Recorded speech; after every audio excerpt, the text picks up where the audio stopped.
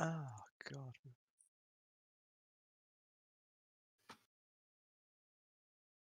Good evening, ladies and gentlemen. Welcome to another episode of Fake Accents Unite.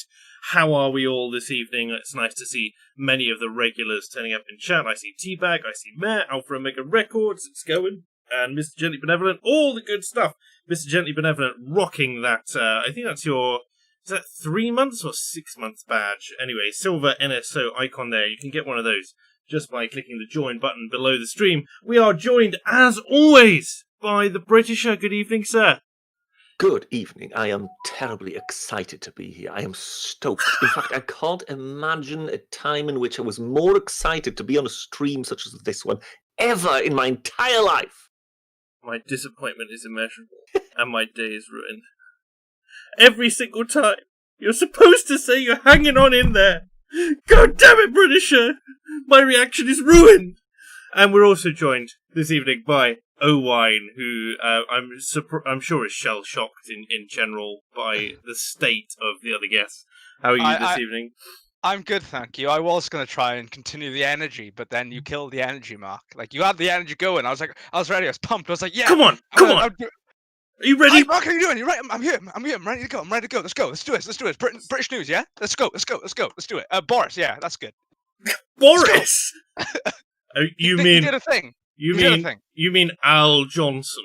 Is that who you're talking about? No, I'm all about Boris Becker. Boris Becker did a thing. Let's go. Oh, Boris Becker. Okay, fair enough. He didn't actually do a thing. Different Boris. Could have been Boris Karloff. Who knows? Boris Yeltsin. Let's go. Has either of you ever seen those wonderful pictures that you can find on the internet? Britisher, we don't want to know about your pornographic habits. Well, really there is that, but what I was talking about is your mention of Boris Karloff. Because Boris Karloff, of course, was British. Yeah. And there are some wonderful pictures of him in full costume as the Mummy and various other monsters, sitting there drinking tea in a terribly civilized fashion. So if you're looking to see, the Mummy monster drinking tea, then yes, searching Boris Karloff and tea gives you quite a giggle. Typing his name automatically completes that to drinking tea, right? Does it? Yes. Oh, well, there you go. Shows how many times I must have Googled it by now. Like, just you by yourself? Yes, of course. Going back to your pornographic habits, if that's what you get off to, that's quite concerning. People know that I get quite excited about tea, so I don't think people will be too surprised. Have you had Welsh tea before, Britisher? Welsh tea? It exists. Is that with kind of toasted cheese on top or something? No, we do grow our own tea. There was a stick of leek in it. No, it's not. There's no leek. It's tea. I believe it's tea. I disbelieve is all I can say. We did have a look at Cornish tea at one point, didn't we, Britisher? Yes, we did. Yes. There you go. Yes, the inferior Celt. And then, of course, there was the Scottish tea, which I believe there is some Scottish tea being grown, but it's tiny. Whereas the brand that was the Scottish tea, which we may have mentioned at the time, I think turned out to be an utter scam. Did it? Oh yes, yeah. Apparently there was some news about there being a sort of Scottish tea fraud. Yes. Scottish tea fraud, the great Scottish tea. The great Scottish tea fraud. Yes, it will be. Only the Scots would make a fraud about such a thing. Of all the things to fraud, I mean, to be fair, it's not something where you would expect fraud, right? So, I mean, I assume they got away with it for a number of years. I would have got away with it too if they weren't for your mail in English. Just as with the the tea which we were talking about back then, which is the Cornish tea or whatever it was.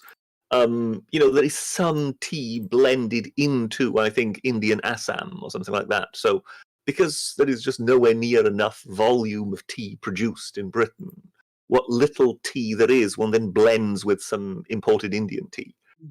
So therefore, it then very quickly becomes a question of how much of the stuff that you're putting in is actually really grown here.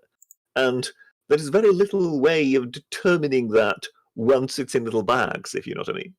I mean, can you imagine like someone going through with a tiny pair of tweezers, just carefully identifying which grains of tea, effectively, or leaves, I should say, fragments of leaf there.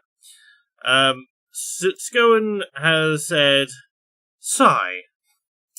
2,432,292 seconds of total delay now, with today's -3 seconds.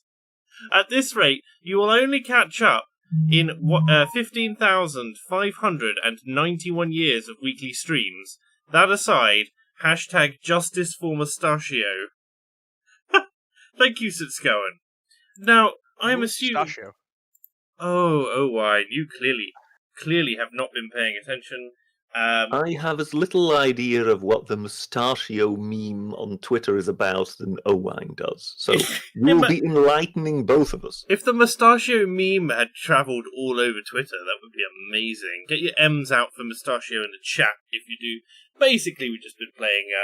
We've been streaming some Dead Space. That's what's been going on over the course. Dead Space, which is a sci-fi horror series, which basically is... consider me already unimpressed before I hear more. A reminiscent... It's basically a blend of Alien, The Thing, and... what's the other one? Probably a little bit of Pandorum as well, if you're familiar with that Dennis Quaid one. Oh yeah, I get people getting their M's out of the chat, like it. Mustachio. Yeah, and basically the storyline of this is you are an engineer who has gone out to this ship and you're trying to find your girlfriend. But we thought that's incredibly boring as a premise to run the game on. And so in the opening sequence, there is a security guard with a rather prominent mustache who gets eviscerated in front of you whilst you're legging it from monsters before you're suitably armed. And so we decided that he is our best friend, and that the entire rest of the game is to avenge Mustachio. We also ended up naming various monsters. So we have Lammy Leapers, we have these little baby things, little babies which scream at you, which are Ash Sakars. And we've also got... we killed Piers Morgan, he was one of the bosses, and so was Diane Abbott, so that's the general gist of the playthrough anyway. It's creating Mark the RPG. Mark the RPG already exists. AA was so autistic that he decided... Mark the RPG, you've evolved from that form. Oh, for goodness sake. Anyway, I'm sure that's exactly what all of you who are here to listen to a mixture of a light-hearted, jovial British evening and a current event show are here to hear about the other goings on the show. Mustachio character so dazzled you with his mustachios that you needed to kind of keep him alive from there on. He's died. He's dead. He got cut up into little tiny pieces. But yes, but as I say, whilst he was still there, yes, he so dazzled you with his mustachios that plural. You simply couldn't get him out of your mind. No, he basically gave us a very suggestive look on whilst we were on the ship, whilst we were disembarking, which said that these two clearly have a history together. So we just decided that they were best friends, and that was the end of that. Well, you see, I must admit, of course, to being sort of to perpetrating a little bit of a plagiarism here, because I believe it's P.G. Woodhouse, and it turns up in Jeeves and Wooster.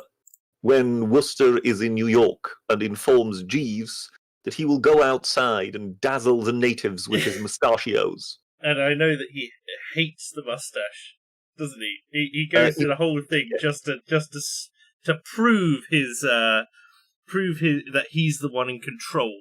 Precisely. He doesn't like the thing either, but he will sooner wear it than admit to Jeeves that he's right. Yes. Amazing. Yeah. I didn't realise he used the word mustachios, although I... Oh, yes. I'm quite sure... Yeah, I think it is the word dazzle, he says. I'm going outside to dazzle the natives with my mustachios, I think is... Beautiful. The greatest moustache, though, is David Suchet's Poirot. Oh, dear God. That's more wax than it is moustache, isn't it? Exactly. Right. I still can't get over the fact that for the entirety... Given... David Suchet played... played Poirot for a long time, right? Indeed, and he was the best Poirot. Don't get British started. Peter Ustinov, Death on the Nile. I very much prefer David Suchet, but then that's because he's the iconic one to me. However, I am not French. I am Belgian. However, that was a very Welsh Belgian accent. Oh, I come from the Brittany. Is like half a Welsh, half a French place. Wonderful. So basically, the David Suchet used to walk around on set, and in order to get the mints that Poirot is known for every every single episode, he held a 1p piece between his buttocks as he walked around, and that was how he managed to get the walk right. Just like, and now I can't watch it because every time I see him walking anywhere, I know that he's got a coin up his ass, and that's just or clamped, I should say. It's probably Is it a 1p piece or is it a 2p piece? I think it's a 2p piece, isn't it? That Brian May uses. Well, the guitarist. So one of the reasons for his having such a unique sound is A, he built the guitar himself with his father, so it's a one-off, and B, he uses a coin to act as a plectrum. So there you go. You've learned something. Moving on. We've all learned something today. That's very interesting. Yeah. Now it's QI now. Britisher, you will be happy to know that I have, in fact, watched Midnight Run. Indeed. We have educated you thus far. Are you familiar with the film Midnight Run? I know of film. I have not seen film. Oh dear God! It is on Netflix at the moment, and it is well worth your time. It is a very enjoyable. But have you seen In Bruges? I've seen In Bruges, and I very much enjoyed In Bruges. Okay. So at least you will be sort of partially within this conversation then. Yes. Yes. So for those of you who don't know, a couple of weeks ago I challenged Britisher to watch In Bruges. He challenged me to watch Midnight Run, and then I hadn't seen it last week, but we have managed to get through to it this week. And all in all, I thought it was a very enjoyable, if generic, film. You found it enjoyable, if generic, but you added something else in the sort of pre-stream build-up, which was to inform me that it was not a bad film, but it was no Starship Troopers. I love typing. Every second of typing that was just pure bliss, because I knew full well that your nose would wrinkle in such disgust at the very mention of... For that, of course, you deserve all the loathing mankind can possibly muster. Are these both your favourite films, or just two films you feel are very critically acclaimed? These are just two, basically... These are just two particular films. I tweeted out a screen grab of Midnight Run some weeks ago, and basically... told not so obvious. So this is a good film, as opposed to kind of the popcorn crap he watches. Yeah. And one or two other wise people then kind of joined in. Learned people such as a Rubber and whatever, and said, yes, indeed, this is a classic film. This is the sort of thing you ought to be watching. It's a classic film, but that doesn't mean it's not popcorn crap. And then he came up with In Bruges, which I had heard about, but I had not seen myself. Very good film, that. And it's a decent film, yes. I would say in direct comparison that Midnight Run is more than likely the better film. But that's because Britisher just creams himself at the sight of Robert De Niro. Sorry, I do what at the sight of Robert De Niro? You cream your pants at the sight of Robert De Niro. Of course, yes. I mean, I am that much sort of wedded to the Democrat Party and to the hatred of Donald Trump that just the sight of Robert De Niro sexually excites me. In an acting role, penetrative sex. Shall we go any further? Yes. I regret telling you that that's one of my favourite films because you're kind of doing it to death now. You're milking it now. You're milking it. I have just turned my mic down. What is an amazing... I'm trying to think of a film I could challenge to watch, but I don't know. Like we're thinking in the region, like sort of gangster films. Gangster or film. not, or yeah, Well, like actually, a midnight actually, run. this is a recent one that I believe has kind of been made available on the networks just recently, because I saw it on Amazon and it was kind of as part of the Prime package. So I'm assuming if you're in some kind of other, platform, it might also be available there. It's called The Gentleman. And of course, your hero from In Bruges is in that film and is actually very good in it. So that's a Guy Ritchie, his latest gangster flick, and it's actually quite good. It's enjoyable. It's nothing, deep, because Guy Ritchie films aren't. They're not meant But to. it's yes, it's a fun watch, and I must say it's quite It's well got made. Christian Bale Yes. in it. Is it Christian Sorry? Bale? Christian Bale. I don't know. It looks like Christian Bale on the front. Am I wrong? I'm wrong. No, it's Matthew McConaughey. Matthew McConaughey. That's the one I I was mixed going up. to say that's My bad. They have the same hair sometimes. All right. they're just completely different actors with completely different styles. But Shut yes. up. I made a mistake. Okay. Oh dear. But yes, British. Name a good film that was produced post millennium, as in a film that you would equate to the same quality as a film like Midnight Run. Oh dear God, I can't think of anything. You'd have to sort of toss a few names my way, and then I would see whether I would agree. But honestly, off the top of my head, no, I really can't think of anything really that outstanding having been made in the last 20 years. Watch Mad Max Fury Road.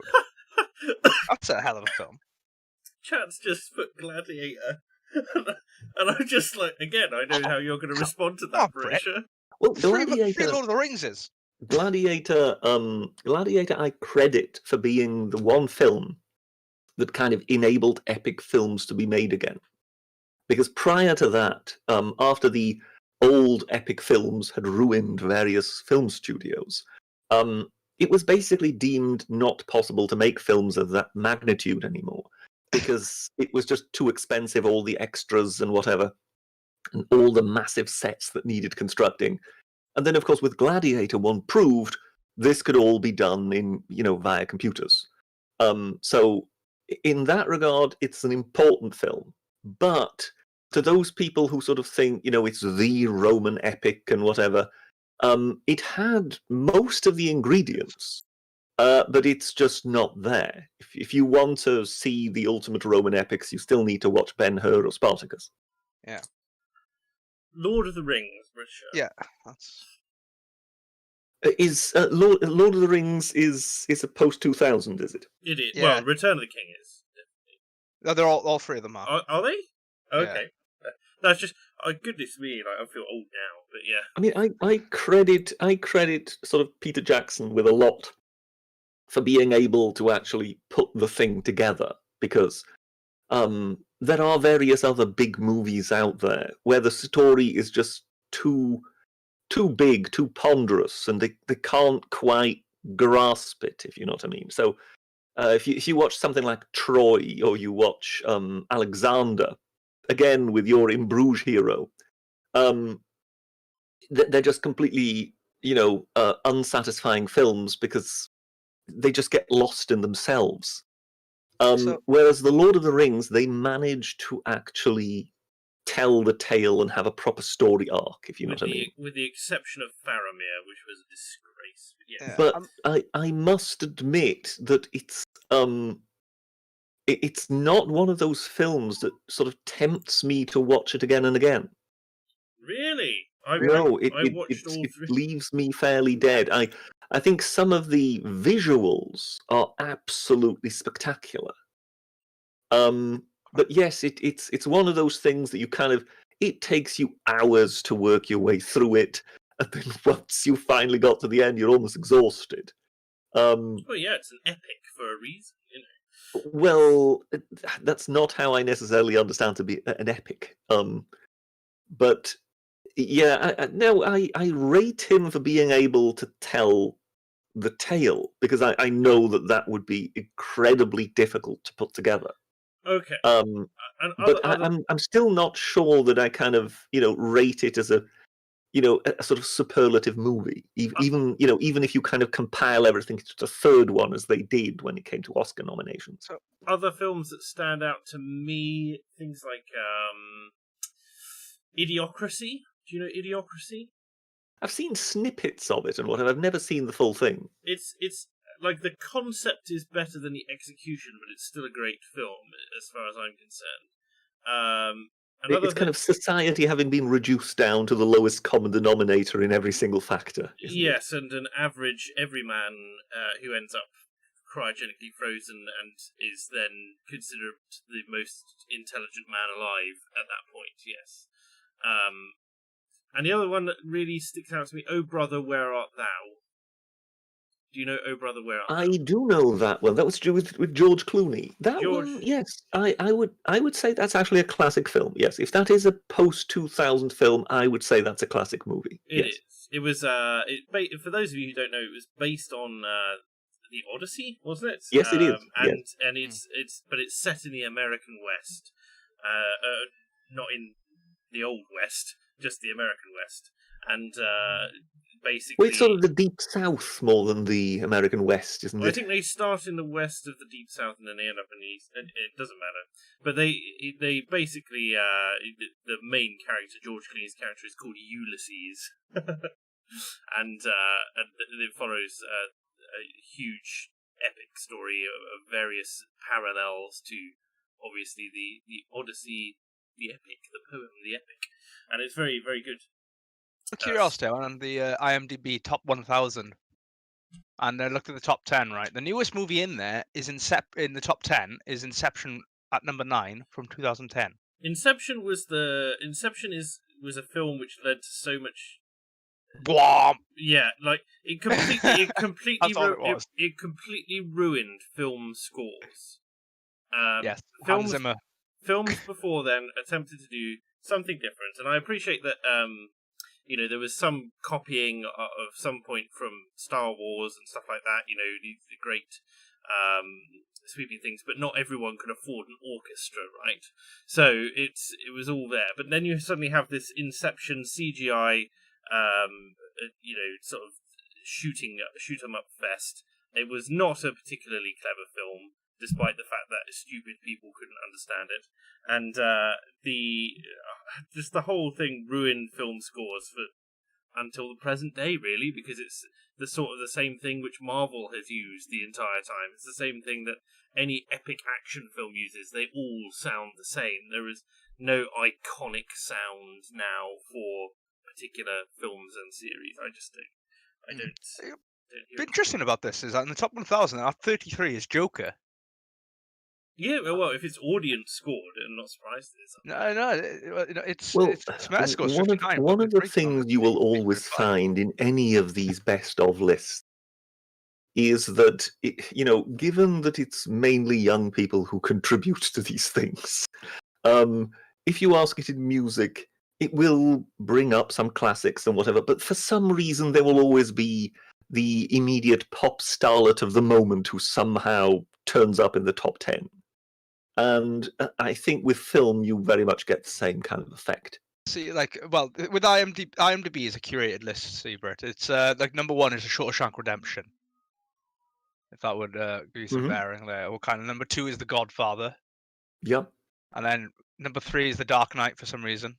No. So, to be fair, I like Chris Nolan a lot, but the Batman Nolan trilogy, Britisher, was like it was a superhero movie not done as a superhero movie. So, no, I'm familiar with them. I have seen them, but they're no way are they sort of best films ever made. That's just ridiculous.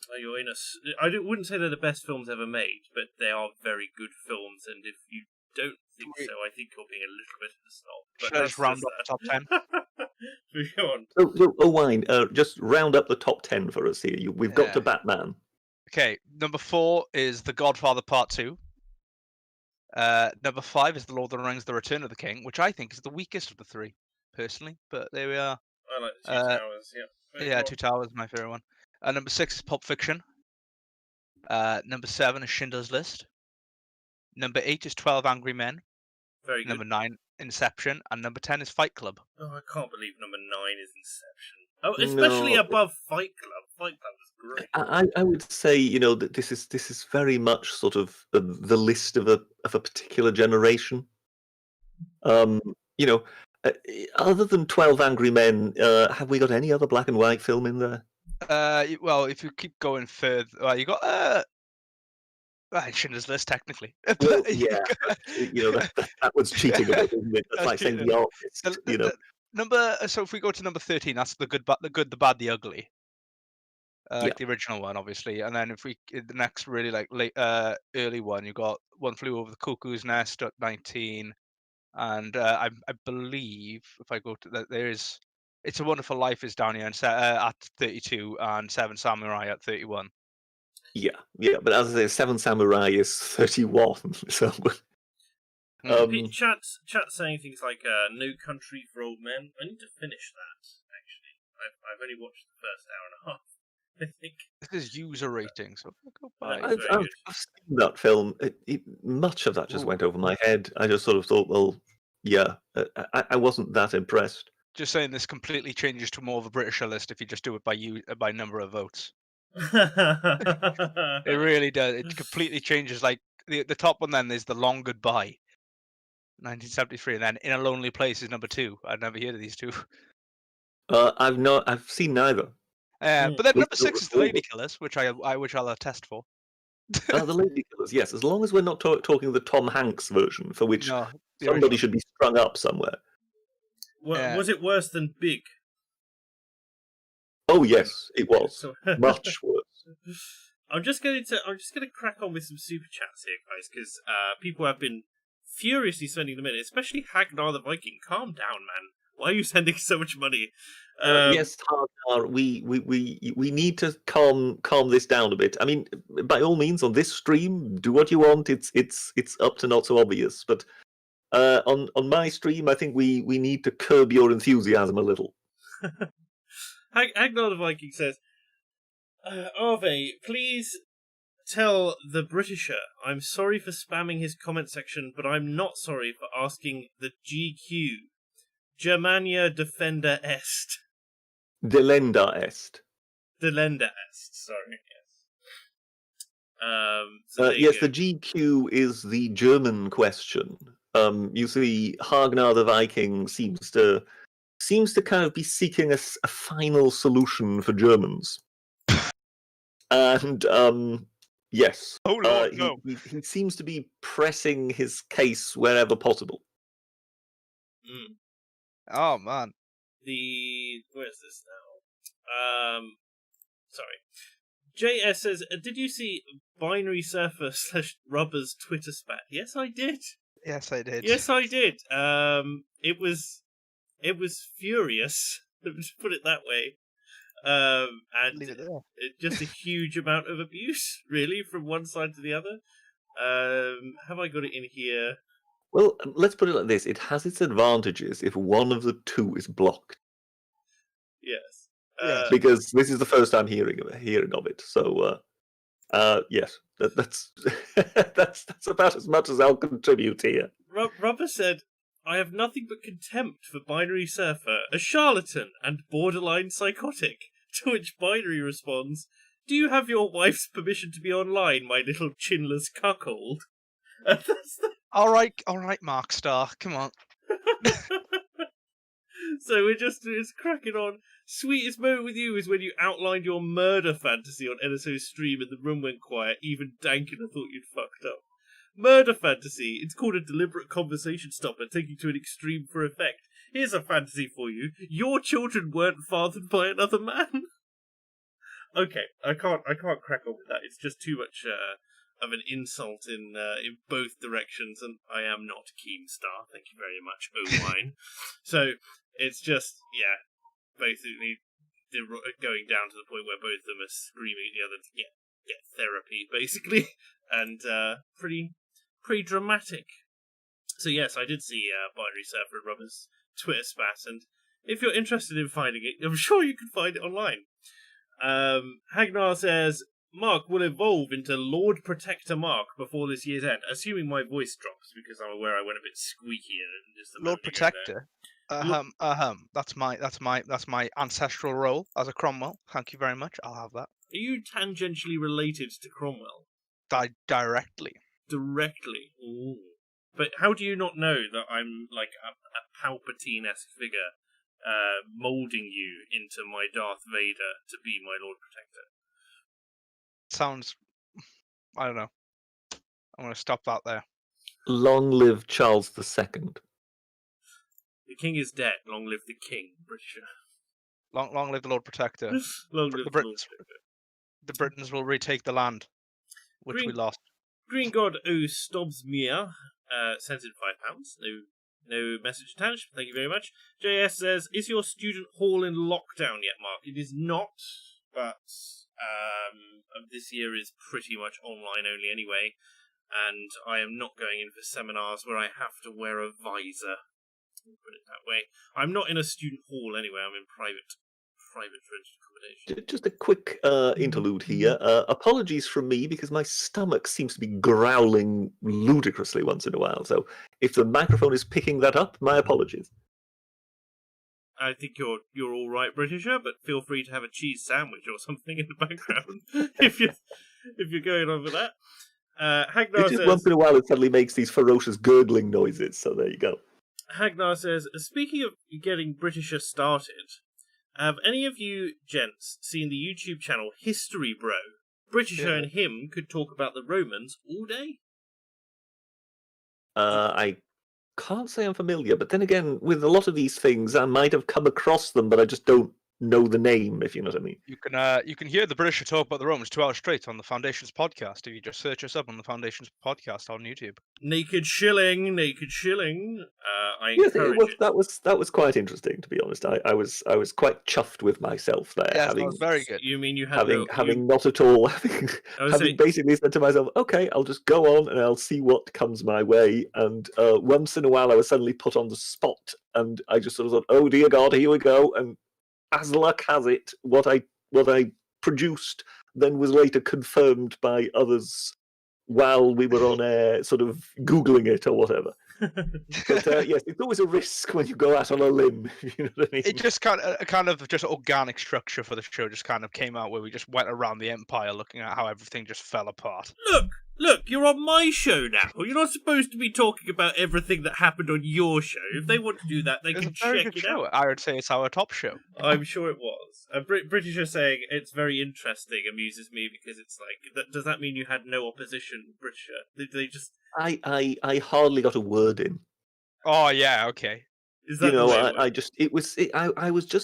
I was transfixed listening to all their expertise. It's not as if I really got to say much about the Romans, as I say, except one or two contributions, where I was then glad to see that they were later confirmed. But yes, I mean, as a whole, in all the hours it took, I barely got to say anything on the Romans, which I am sure everyone will believe. That sounds... Is that what one calls a pregnant silence? That's a pregnant pause, Britisher, and not like the cat. Right. Hagnar says, "How much to make Britisher recite WAP?" Well, Britisher, how much? A great deal. More than anybody could possibly afford. £250. Nowhere near. Where you get it all. It's not going to the stream. You just goes directly to you. £250. As I say, nowhere near. Nowhere near. Nowhere near. No. That's deeply disappointing. I'm nowhere near that cheap. So I'm so sorry. And as the Britisher doesn't drink, we can't even loosen him up to do it. Could you not at least do a Shapiro-esque reading where you're not singing it, but you just read the lines verbatim? Well, like Douglas Murray had to do in the live with Nicki Minaj's fucking lyrics. Well, one of the best ones of those that I ever remember hearing was Christopher Walken, the actor, sitting there and in the most deadpan version possible, reading the lyrics to Lady Gaga's Poker Face. That was one of the most funny things I've seen in that respect. I mean, you know what Christopher Walken can be like, if you know what I mean, when he's totally and utterly dry and deadpan. And him just sitting there and reading Poker Face with this sort of slightly bemused look on his face was, yes, that was priceless. I don't even know what show that was anymore. But yes, that was. I think the credits were rolling, and they kind of asked him, oh well, would you do this? So he was obviously fair game, and he did it. But yes, it was quite a moment. Yes, Christopher Walken is great, even if he does play Christopher Walken in every film he's in. Well, this is one of the things I take exception to. When people sort of say, "Oh well, this particular actor always plays himself," or he's typecast. No, they don't. What they do, I mean, when it comes to Christopher Walken, yes, I know very often they just want the same villain again and again and again. So to a certain extent, if the check is big enough, he will do that.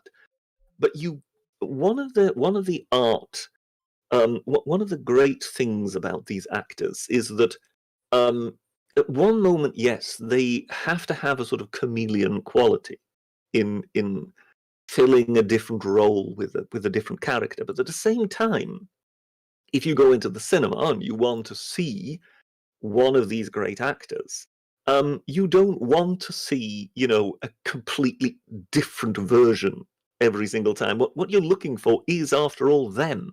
So the sort of artistic balance they have to strike is to create different versions of themselves. And therefore you can then afterwards say, oh, it's always the same guy.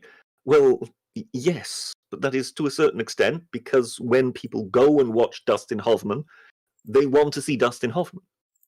And really you can say that about just about all change of character actors. I mean, how many different versions of Walter Matthau do we know of? One. So, I think one has to be fair.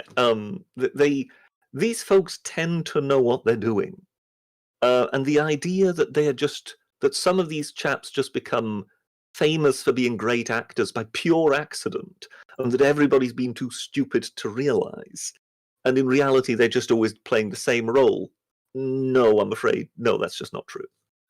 Well, Britisher will simply have to agree to disagree.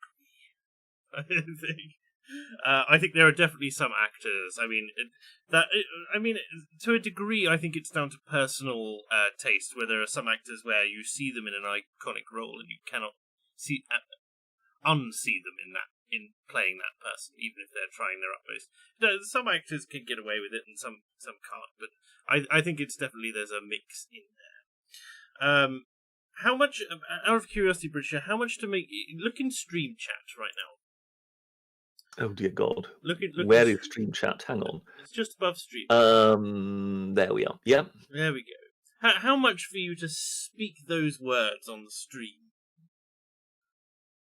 Again, I just don't see why I should be quoting WAP to you. Four little lines, Britisher. Just if you could call it a verse. All right.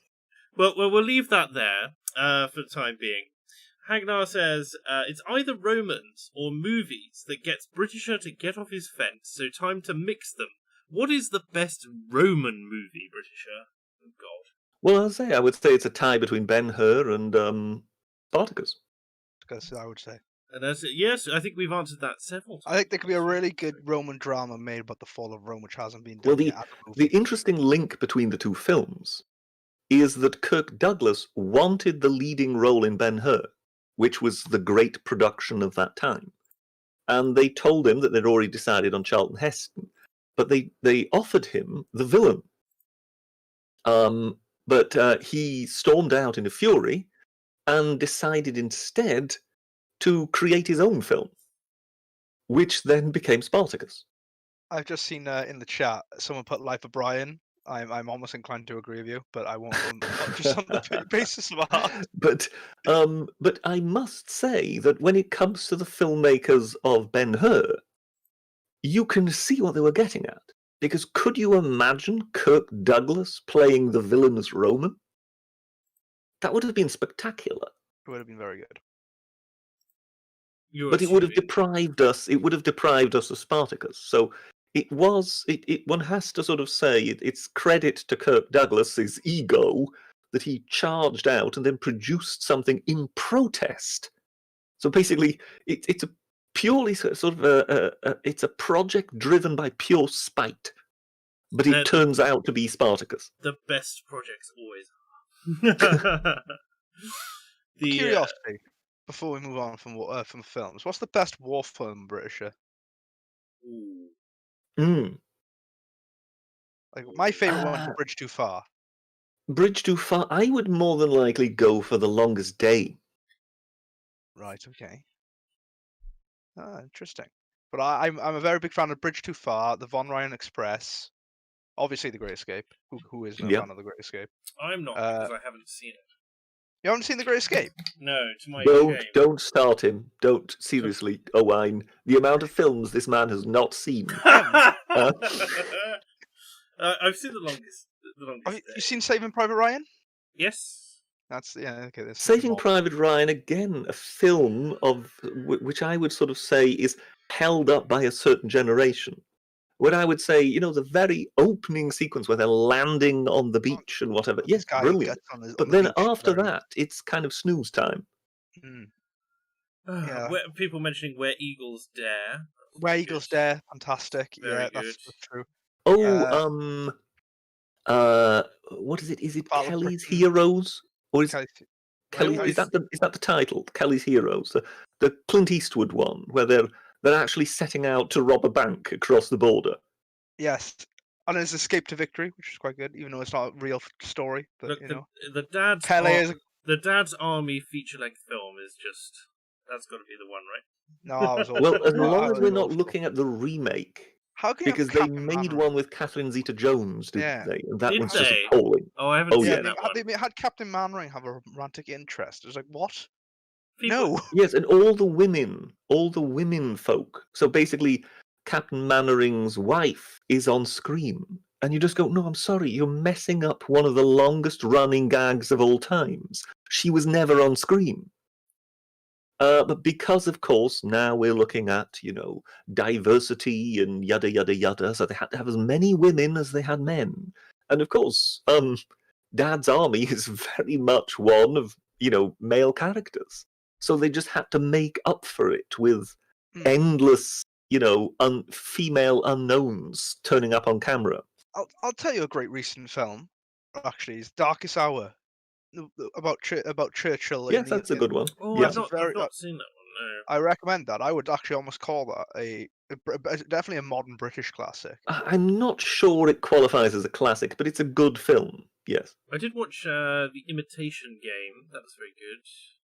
Again, yes, I like that. Yep. Then there was obviously the last two I really watched. I watched Dunkirk. I obviously watched Dunkirk. I watched Dunkirk in a cinema, and that is if there is a film to watch in the cinema, that's very good. Even if the scale of it is completely minuscule compared. It's a tension builder. You can feel it in the room. Well, my point is like they have this when you look at the actual reports of the day for Dunkirk. In the film, they've got these strips of young men. I appreciate they've got, 1,000 extras or something there. But in reality, the beaches were crammed and you could barely move because of it. And they have that point in the film where they have 3 bombers come over. And you hear that dreadful whine as they're coming down, which in a cinema is glorious. And it was quite cold in the cinema I was in, so it literally felt like you're on the beach. Everyone in the cinema whilst I was there sank into their seats. But they basically, in reality, there were 300, right? Yeah. It wasn't three planes; it was 300. And similarly, the explosions, are the sorts of things which would go 100 feet, not 10. That as in there and. As long as you could get past the strange, silent Harry Styles in the film, I thought it was very good. I did watch 1917. I didn't watch that. I haven't seen that. That was it's worth your time. Again, slightly inaccurate because it's theatrical in that. They try to make it big stakes. So they're like, you need to get to this place, otherwise, 1,500 men or whatever are going to go over the line and get slaughtered because it's trapped by the Germans. And in reality, of course, it being World War One, they would not have cared less. They didn't care about 1,500 If you want men. accuracy in a film, I wouldn't. I'd say accuracy, but I'll be a bit arty here. It's like Downfall is a very good film. I don't know. It's that all one. in German. It's all in German. It's Downfall. That's yeah. the one that is always turned into a meme with the Into a meme. ranting Hitler in the bunker. Yeah, Oh, is it's a very that good the film? Okay, yeah, I know the scene. It's a very good. It's a very good portrayal, isn't it? It's Bruno Ganz, isn't it? He's the one who plays Hitler. Yes. And he pretty much turned Hitler into the role of his life, And sometimes now in your own mind you confuse the two. But yes, one of the reasons you can't really call it a classic is because it's not as if it has much of a story, if you know what I mean. It's No. more a sort of It's a biopic. docudrama in the bunker. Almost, yeah. That's to... also one of the weaknesses, I think, with Dunkirk, and not so obvious will obviously hate me for this. But to me, the story isn't strong enough that is being told. I think I think it is, but they didn't capitalize on it. Like, the whole film is tense. I don't know how many times I've seen it two or three times now, and I did enjoy it. But I do think that they could have made more of what was going on about the channel over the channel in Britain, because the national mood, everyone was looking to Dunkirk, and everyone, like the Prime Minister and the King led the nation in a day of prayer and stuff like that for the boys in Dunkirk. And there was this whole miraculous, whether or not you believe in a higher power or not, like, there was this whole miraculous thing where they were experiencing some of the worst weather that should have been there. So there should have been more of the storms and stuff like that. And then all of a sudden, on this one morning, it broke open, and suddenly every single civilian who had a ship was taking themselves over there. And again, because they just didn't capture the scale of it, you didn't get this thing where on-hand, in-person accounts said, we could have walked across the channel and never touched the water because there were that many ships there. And it's this incredibly iconic, uplifting moment. And I do not think they did it justice, but it is still an excellent film. I think one more thing I'm going to say on it is that I want to give one to the colonials amongst us here. Tora Tora is also a very good film. Which is better than Pearl Harbor. Is it better than Red Tails? Pearl Harbor is just. I mean, I'm sorry. Pearl Harbor should just be shot in the back of the head. Yes, there's a song about that. Very good. If you watch Pearl Harbor, you would actually come to the conclusion the Americans won that battle. No, it was a little bit. It was a little bit dull. Tora Tora does it really well because it really gives the Japanese quite a strong kind of a strong role in the film. Is it? I'm sure it's Tora Tora, isn't it? I'm on about. Yeah, it is. It because it shows a lot of it from the perspective of the general who oversaw Pearl Harbor, I believe. From what I can recall, it's been a while. I've not watched it, but what about that one? Wasn't there one which Tom Cruise did, Argo or something like that? Or am I thinking, is that the Cold War?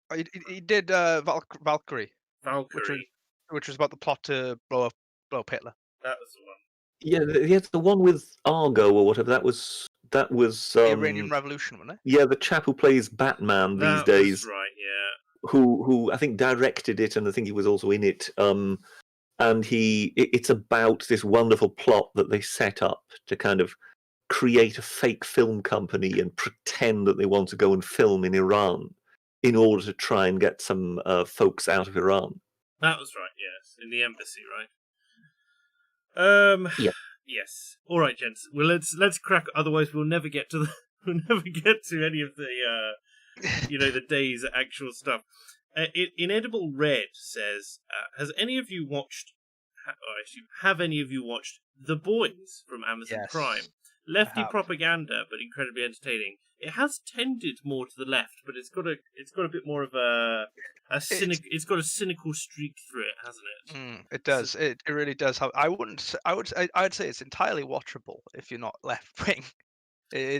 But the second series is definitely a bit more getting skewed that way. But I really do. I think it is, yes, it is cynical, isn't it? In that way, it really hates the corporatism of the left wing. I was enjoying it, but it was also and I am still going to keep watching it because the production values are also top notch. It's definitely bottom left square. But it like, especially in case there's no spoilers, eventually there's a Nazi theme to the bad guys at some point, and I'm like, oh god, just the Nazis are so overdone. But she's from, this isn't really a spoiler, but she's from Portland. Is she? Amazing. Yeah, she makes it very clear. She's like, "Oh, where are you from? Like Seattle?" And she just goes, "No, I'm from Portland," and that absolutely riled up everyone. Amazing. Because that's entirely intentional. I was kind of invited to watch it because, of course, people know my opinion on people jumping around in spandex. So I was going, "Oh, you've got to watch this. This is totally different. It's." And yes, I think I watched 1 or 2 episodes and then just thought, "Oh God, no, I can't take any more of this." I can see why it's definitely not your thing. It's 100% not your thing. But there we go. It's still very comic booky, even though they say it's not like a superhero. Well, it is based. You know, it's kind of counter comics, isn't it? Yeah. So, much in the same way, Watchmen was also a film which was, you know, would we really want superheroes? But obviously, completely different. It's kind of like Scott Pilgrim, isn't it? Yes, but the way I would describe it is, there was a period in which everything was westerns, and every dilemma, everything had to always be, you know, men with guns eventually shooting it out with each other, and you just sort of thought, well, no, you need to get it. And you know, the genre became so tired that eventually it kind of died once Sergio Leone and whatever killed it off because nobody would be able to compete with them again. And since then, we've never really sort of seen a revival of Western again. And thank God. But what we've instead had now is these superheroes. And everything must now, any moral conundrum, anything must always be told to us by means of, oh, well, what if people had superpowers and they encountered this particular? And you just go, for the love of God, please, just something else, anything else. Yes, I am at the point now. The only reason I've watched The Boys is because so many people have asked me to watch it, and so I've been sort of peer pressured into it, and I am enjoying it, to be fair. But I was at the point where I was so completely and utterly superheroed out at this point that I'm just craving any other genre. I tell you what, a good film I did watch the other day was Old Boy. Do you know Old Boy? Nope. Old Boy. It's a Korean film about a man who is locked for 15 years in a room and then escapes and has to make sense of things. It's very psychological, thrillery style of things. So, but it's very much worth your time if you don't mind the subtitles. Hagnar the Viking jumps onto Inedible Red's The Boys message and says, or just skip The Boys. Check out Historia Civilis on YouTube. I think he's a lefty, but he keeps it out of his videos. I don't know Historia Civilis, Hagnar. Thanks for the reference, and then he's corrected himself with another super chat saying out. Jesus Fried Christ says, how much for the Britisher to recite WAP in Latin?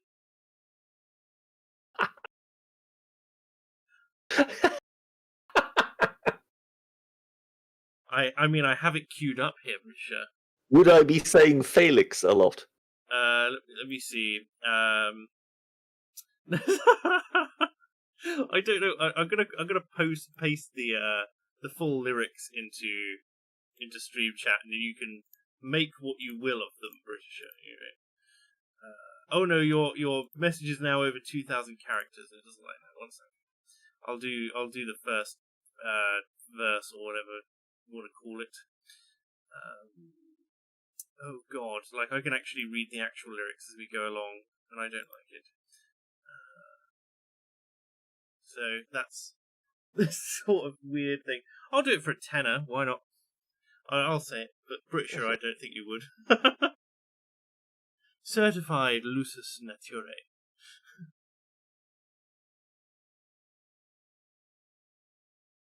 Have we lost you, Britisher? Are you alive?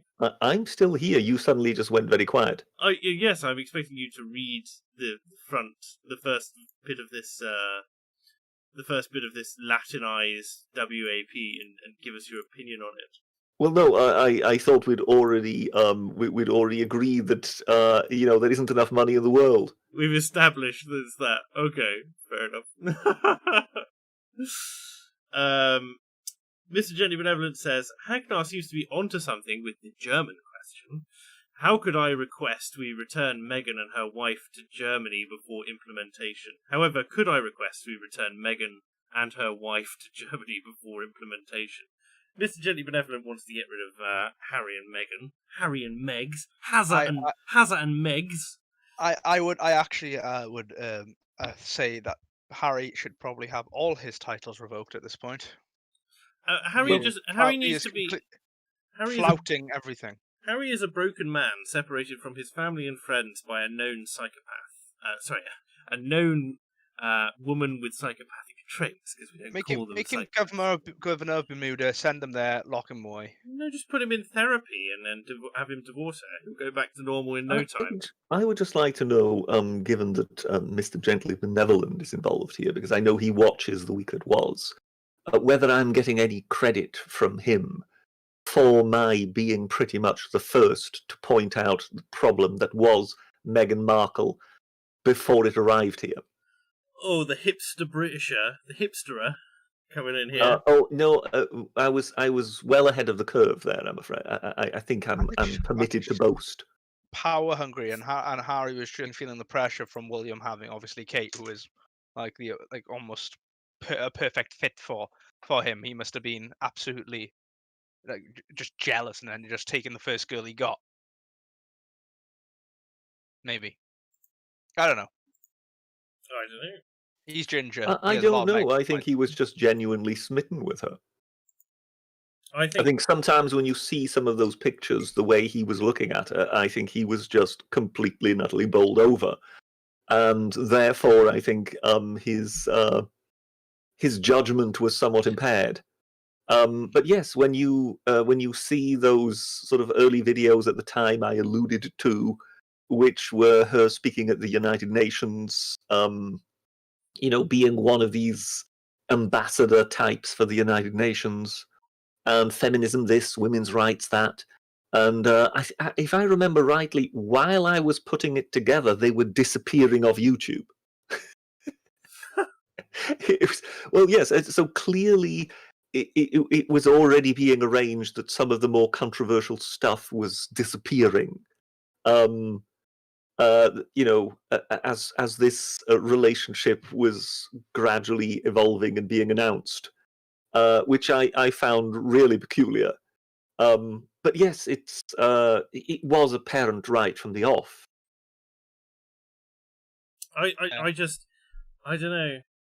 I just knew she was insane as soon as I mean, put it like this. Do you want someone who is a feminist campaigner as a member of the royal family? Certainly not. Certainly not if she's not going to sit in her place and get told. I mean, I remember one of my favourite, the Queen doesn't often, how should we put it, step off the throne to choke a bitch. But when it came to, this is going to sound really mild to a lot of people out there, but there was this whole event where Meghan wanted to wear this particular tiara for a particular event, and the Queen released a statement and said, "You are not going to wear that. I choose what you are going to wear, and you will not say no to me." Was this for the marriage? No, this was for the wedding. This was for an event after that, I believe. Because I believe there was already one or two things at the wedding where one wanted this and one wanted that, and one was effectively told this is not going to happen. This is Windsor Castle. What you're thinking of is she wanted these particular air fresheners and stuff like that brought in, and I think it was a particular type of candle that just wouldn't have, or something like that. Some funny scent, and it wasn't very traditional, so the Queen was having none of it. But no, there was this other event with the tiara, and the Queen just stepped down and effectively put her put her foot down on Meghan's neck and was like, no, I am the queen. And I'm just like, I would have given anything to be a fly on the wall when that happened, because it doesn't happen very much, does it? It takes quite a lot to rile our Liz, doesn't it? You know. But yes, there's that. Mighty Balzac says, would Life of Brian have made it into the top 100 films about the Romans, Britisher? I'm not even sure to what extent I would call it a film about the Romans, given the subject matter. I mean, the UFO is a dead giveaway. But I wouldn't mind it in there, if you know what I mean. I mean, the joke, what did the Romans ever do for us alone? That's before we get to the grammar Nazi centurion in the square. Now paint it 100 times. So as such, you know, there is good material in there. Let's put it like that. But I'm just not sure to what extent it qualifies as a Roman film, as opposed to more something, you know, about religion and the Middle East. Because I love that in that scene. They tried to film that scene so many times, and every single time that one guy cracked up, so they wrote it into the scene. But Mark, he has a wife, you know, in Continentia. Buttocks. Continentia buttocks. What is wrong with you? This man commands a quack legion. Quack legion. He wanks as high as anyone in Rome, you know. Roger. Well, he's quiet. Convicted on terms of wape. So what do you want me to do? What was it? You know, what do you want me to take a running jump? Oh God. Where's Brian? No, class. He's Brian and my wife is too. No, hang on. I think the running jump one is Carry On Cleo. My mistake. It's like, we were told to release Brian. And it's like, my wife's Brian, I am too. Makuta Pterodax says, seeing people being leftist is like seeing Cicero in the marketplace. It's Greek to me. What? Seeing people being leftist is like seeing Cicero in the speaking in the marketplace. It's Greek to me. I'm afraid. No, I mean, you don't need to send in any more money, Pterodax. Just confirm in the chat what exactly you mean by this, because I don't think we're getting the inference here. But thank you anyway. Alpha Omega Records has sent in £50. Thank you so much. That's very generous. And says, if you could deal with all the gayness, Britisher, Call Me By Your Name is the most beautiful film of the last 10 years. I dare you.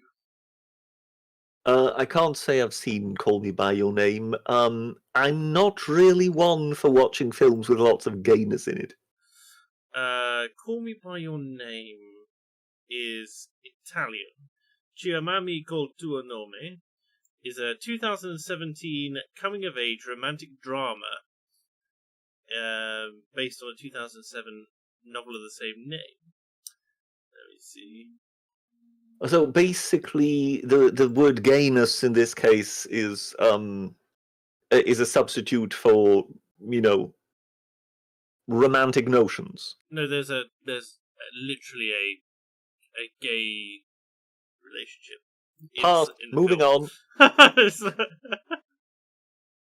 literally the film. It's like a new Brokeback Mountain. I don't know. But there you go. Thank you for that, Alpha Omega Records. I don't think he's going to watch it. You see, that was one of the problems also with Colin Farrell in Alexander. That yes, Alexander was bisexual, but you know, maybe making your entire heterosexual audience uncomfortable whilst some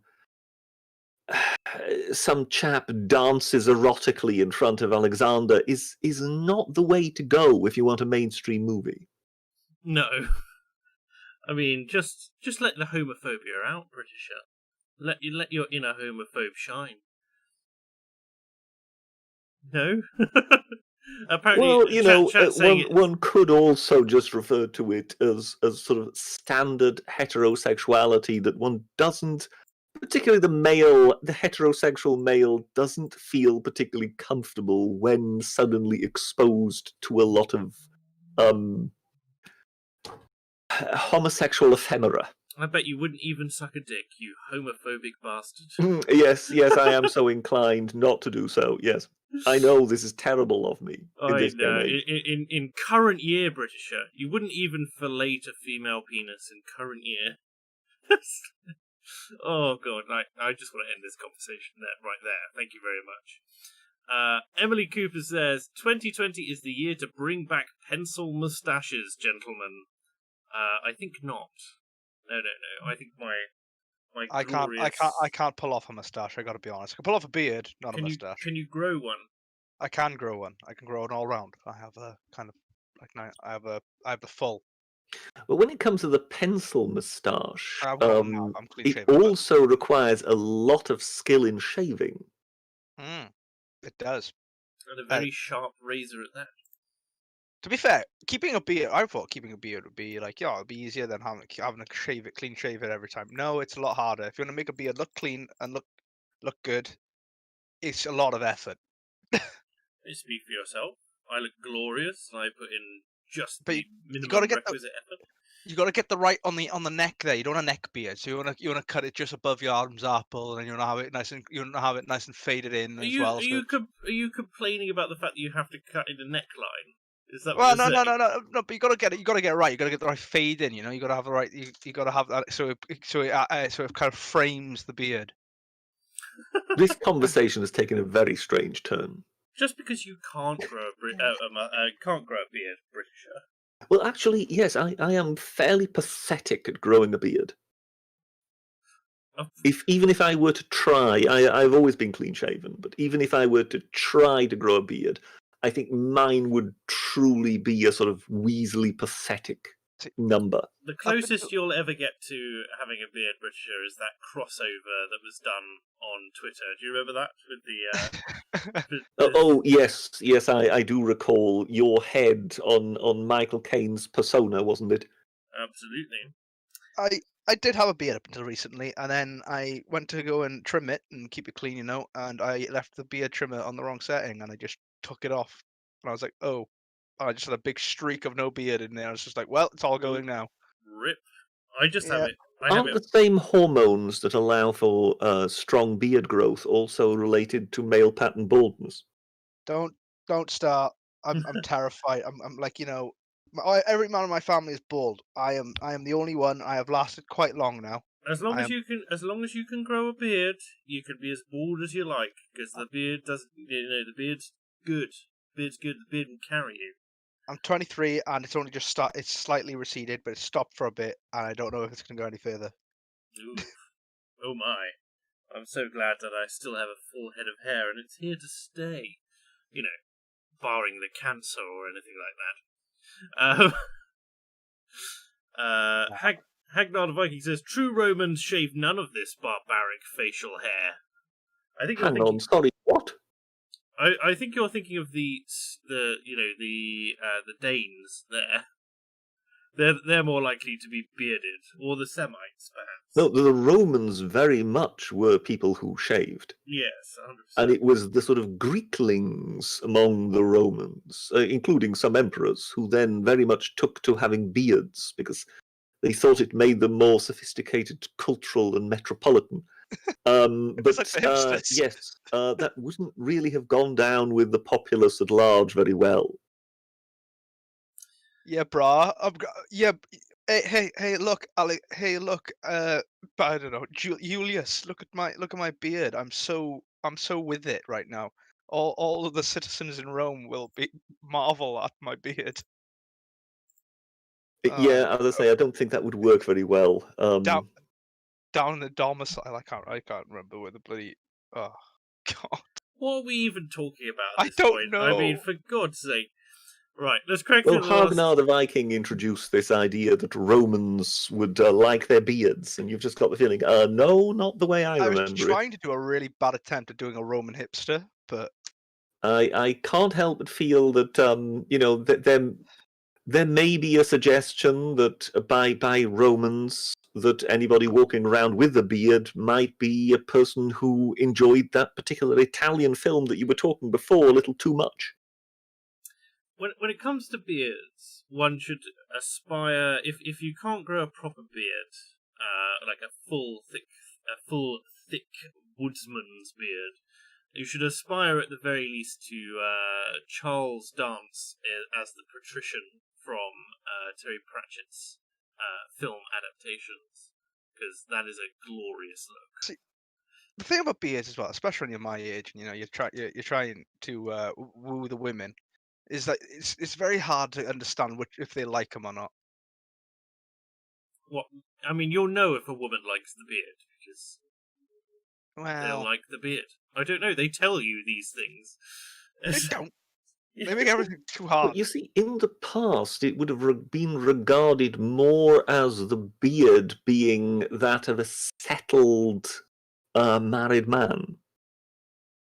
One who doesn't really need to try anymore in that regard. Those rules have been completely changed once the hipsters came in with all their, beard paraphernalia. I have in the 70s, everyone had a moustache.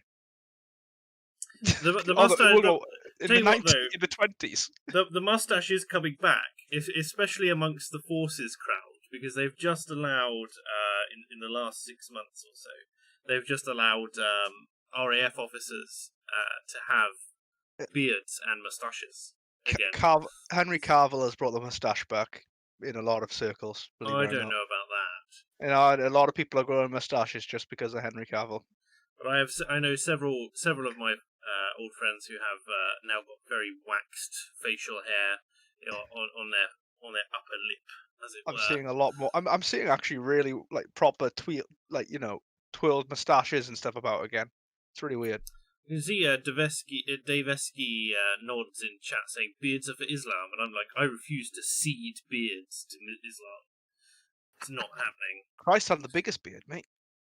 I have there is a picture of me going around the last time I shaved my beard off with a proper Mario style mustache, which I sold to my Discord. But that's around somewhere. Isn't that one of the sort of sayings, within sort of Arabic, the by the beard of the prophet, so that they refer to the beard of the prophet once in a while. So in that regard, yes, that they are a very beard-related culture. Beards. Total silence. Sorry. Beards indeed. Sorry. Okay, let's crack on. Hagnar saying, I forgot to add, do the true Romans shave none of this barbaric facial hair? So that is what the question was, and of course we've answered that now. He also says that one morning the storm broke during retreat was because Sol wanted to protect his crusaders versus the Germanic horde. He's referring to Dunkirk there. I like that. Hikari Manakaniko says... We all know, though, God's British. They were. Hikari Manakaniko says, another endorsement for history, bro. And fair enough, I'll check him out. I'm sure Britisher is noting him down with great delight now that he has a channel to check out. Mr. Gently Benevolent says, when is it time to reclaim the toothbrush tash? Toothbrush. Yeah, I think we can leave that with Mises. I think it's gone now, I'm afraid. It's dead. Well, maybe there might be a big Chaplin revival at some point. I just don't... That might be the only chance it has. If there is, I mean, as far as I'm aware, it's still going fairly strong in India, but that's more where they see Hitler as more of a good luck charm, a grandfatherly figure, like a grumpy old grandfather, than a mass murdering dictator. So there is that. And that's the end of those set of super chats. Now, coming on to, it's only been an hour and 15 minutes, and we're finally coming on to kind of current events of the day and that sort of thing. But yeah, so this week I've seen, we have the rise and potentially the fall of two new political parties after this whole thing with the Tories has happened, where they've decided to instigate Lockdown 2 Electric Boogaloo, although I did call it that last week, or Smackdown Edition or something to that effect. So That's not happening this week. I actually followed British's advice edition this week. But Lawrence Fox has set up what's it called? Reclaim, the Reclaim Party, and David Curtin, who is a former UKIP higher up secretary or something like that, has set up the what's the name of the party now? It's something Heritage. That's right. The Heritage Party. Lawrence Fox has done the Reclaim Party. Yes, Lawrence Fox is Reclaim. David Curtin is Heritage. But have you been following this at all, Britisher? Have you mentioned these on the week that was? No, I haven't. I was aware of the Lawrence Fox thing. I'm not aware of the other. Somehow I've got the feeling these are sort of attempts that will, as per usual, go nowhere. Well, as I say, like a lot has been made. Whilst the Heritage Party has more substance behind it, I don't think anyone knows who David Curtin is. So that doesn't help him when he's trying to get a party off the ground. Whether or not he manages to come to some sort of fruition in 10, 15 years' time is another matter entirely. But I do not see it gaining the kind of momentum that would be necessary for it to influence the general election, within the next cycle. Lawrence Fox, on the other hand, has raised over £1 million. Now that sounds like a lot of money, but it isn't. If you remember, there were murmurings, wasn't there, during the last general election that there was a new centrist party, which I think involved the Cuck Party, didn't it? It did, yes. And they had backing and something like 25 million just from one backer alone and stuff like that. So and that obviously went nowhere. When it comes to parties on the right, I get a lot of flack for this idea. It's more of trying to take votes from the Tories to scare them into moving their position. Oh, I know, but you've got to still have a party which is capable of generating at least the same amount of traction as the Liberal Democrats, who are still trending around 12, 15. I think Fox's party can do that, if especially he can get Farage on side, which I could see happening. I could not see the Heritage Party doing that, sadly. David Curtin despises Farage, as far as I remember. He saw him as throwing things under the bus, and he's really only likely to get Gerard Batten, the former head of UKIP, on board, but I don't see that going anywhere. As disappointing it is, but it's kind of refreshing to see I suppose, a bit more of a hunger, because it's been a long time, really, since we've seen parties begin to mobilise on the right. It was either UKIP or nothing. Before then, it was the sort of the BNP were the last big sort of right-wing party. I hate calling them right-wing. Very specific areas. Very specific. And the BNP were just a horrific racist party. And it was just this horrible, horrible thing. So it's nice to see people starting to get a little bit of a hunger back to start putting these sorts of things together, rather than either loading their eggs into the UKIP basket or not bothering at all. Does that make sense? I can understand David Curtin putting together a party. It seems like something that he would do. But seeing something coming out of, I wouldn't call Lawrence Fox mainstream, but he is known about in the public sphere. Yes. So him being known adds some stuff, but I do not think he's personable enough. I think Farage is going to jump on his bandwagon at some point, because I think the Brexit Party's done. Oh, the Brexit Party is definitely done. I think it's going to be that. I think this is the relaunch of the Brexit Party as under the guise of a new party rather than a rebranding. Well, as I say, you just need to get rid of the Brexit Party idea in its totality, because according to the Brexiteers, they've won, right? So the Tory Party, however slowly it's happening, is kind of slowly forcing us through. By the end of January this year, we'll know whether or not that's been successful, because we'll be through the transition period, right? At the end of January, 31st, I think.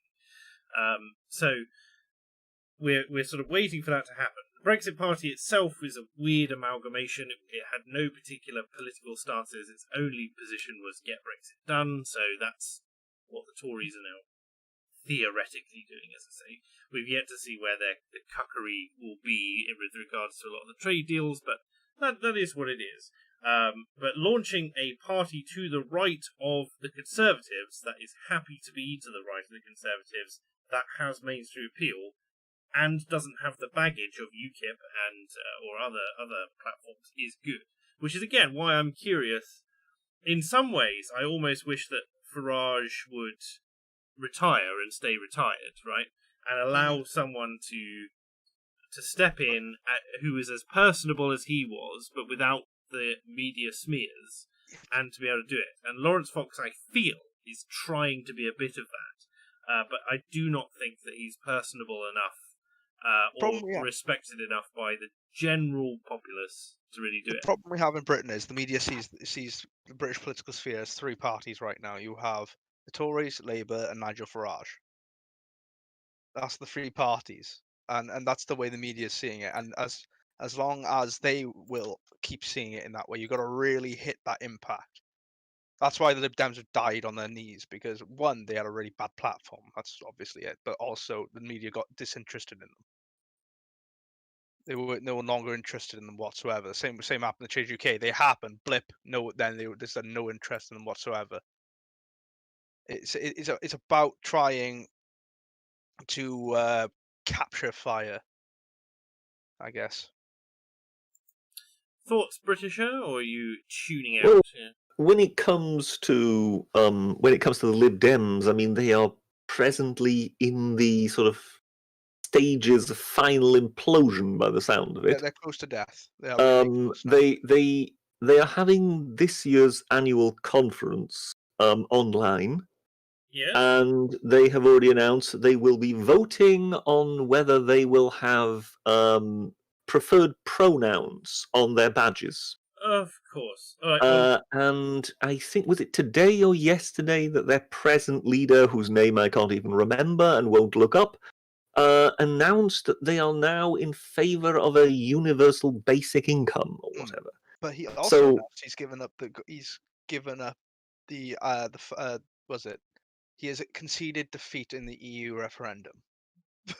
Oh well, they do. At least that's one step forward. But nonetheless, yes, you look at this whole situation and you just go, "I'm sorry, but how is this supposed to be a centrist party? Who are you actually trying to appeal to?"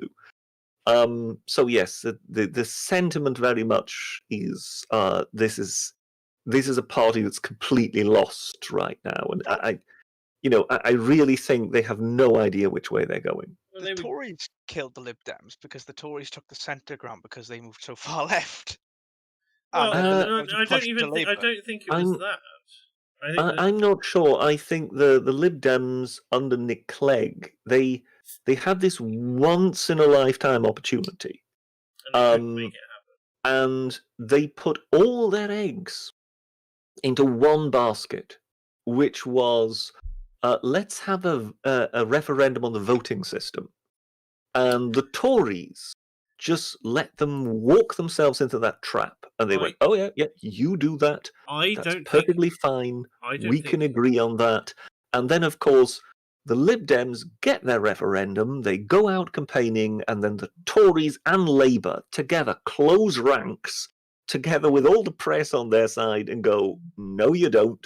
And they're absolutely annihilated, and they've blown all their political capital on something that they could never win to start with. I don't think. Whereas they could have tried introducing some basic liberal principles into it, and they completely fluffed it. Bridget, none of that I think matters. I think most people forgot that we even had the AV vote. Most normies have anyway. Yes, because it was so convoluted a system for the average voter that it just passed them by.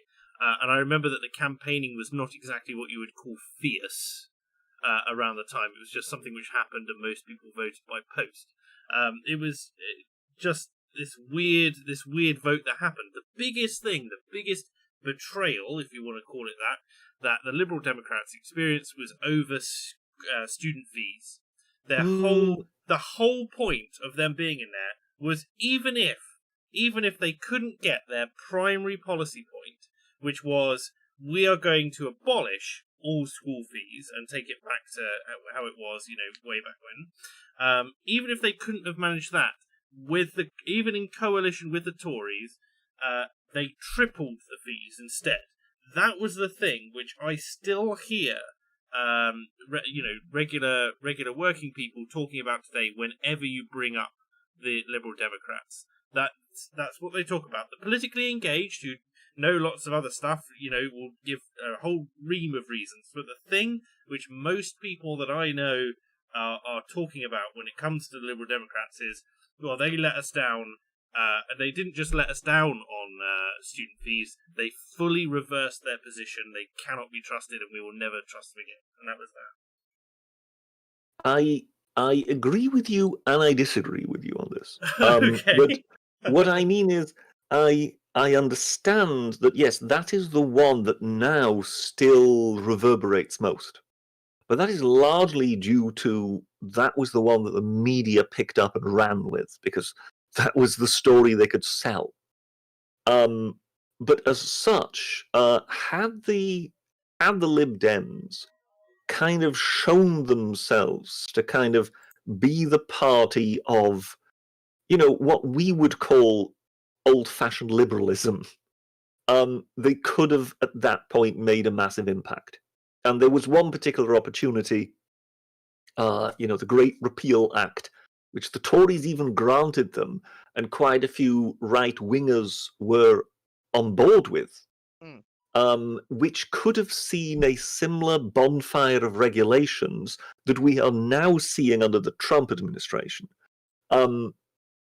That opportunity was handed to them, and Nick Clegg faffed about a bit, and then eventually handed it to the Home Office, where it just died. Because, of course, that was Theresa May's bastion. But as such, they had an opportunity in which they could have made an impression, and they just made none whatsoever. And therefore, the only thing people remember is the tuition fees. But their political capital was entirely spent on something which you now refer to as, a complete bygone, something that no one really cares about. Precisely. That's what they poured all their political capital into. A vote that went nowhere and nobody sees as particularly significant anyway. And that's why it was just political suicide that they committed.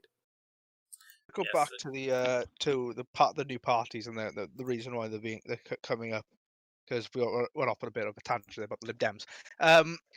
I just wanted to say, I think when we look back at this moment, right, when we look back at the changes which are happening now, I think you can see it in very quietly within the Tory party, especially the stuff they've done with the education of late. There's some little bits, we keep being given little bits of bread, aren't we? Okay, a little bit now. But I think we'll look back at it and think that it was the proms moment, wasn't it?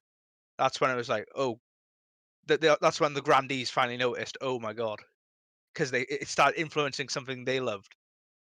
It's starting to get into the London bubble. It's starting to influence the really top end of high Tory culture. And then now that's starting to actually seep its way through the party into legislation, very slowly, as the big machine that the Tory party is. I don't know about that. I think I still think that's not hitting them hard enough. And I don't think enough of them actually do care about the problems to make that much of a noise about it. Grassroots cares very deeply. And I don't know, because the Tory the Tory membership base is so wet at this point that I don't know how many would agree. When it comes to the Tory membership, right? There's a wet middle class. Think of it as a class thing. So there's a wet middle class, which is Tom Harwood's and all them lot. Well, all you've got to do is look at what they did to Dominic Raab during the leadership bid. These are people who will quite happily keep Michael Gove in power and chuck Dominic Raab because he made some comments about feminism. Right, Rob wasn't thrown. Rob got outmaneuvered by Boris. And Rory bloody Stewart. It's not like they Rory kept Stewart was kept in by London. They kept Rory Stewart in over Dominic Raab. Like the most based man in the Tory party, as far as I'm concerned. Yes, but then Raab was also never serious leader contender. The problem was you had the big personality of Boris there, who everyone thought was based Boris, and then at the time, and so he basically gobbled up all the votes Raab could have had. But the problem is with Raab, he doesn't have charisma. So, well, he has the military background, which I like. So I like as well. I would have voted for Raab as well. I'm just saying he has a bit of the William Hague about him still. Can I just introduce something here? Where I disagree with you. When you say the Tory grassroots are completely wet. They're a floodplain. I don't think that's at all the case. I don't think. I think the Tory grassroots is actually much more conservative than the sort of parliamentary Conservative Party. From what I've experienced, however, there is one reason why the Conservatives are the way they are, and that is both their strength and their weakness.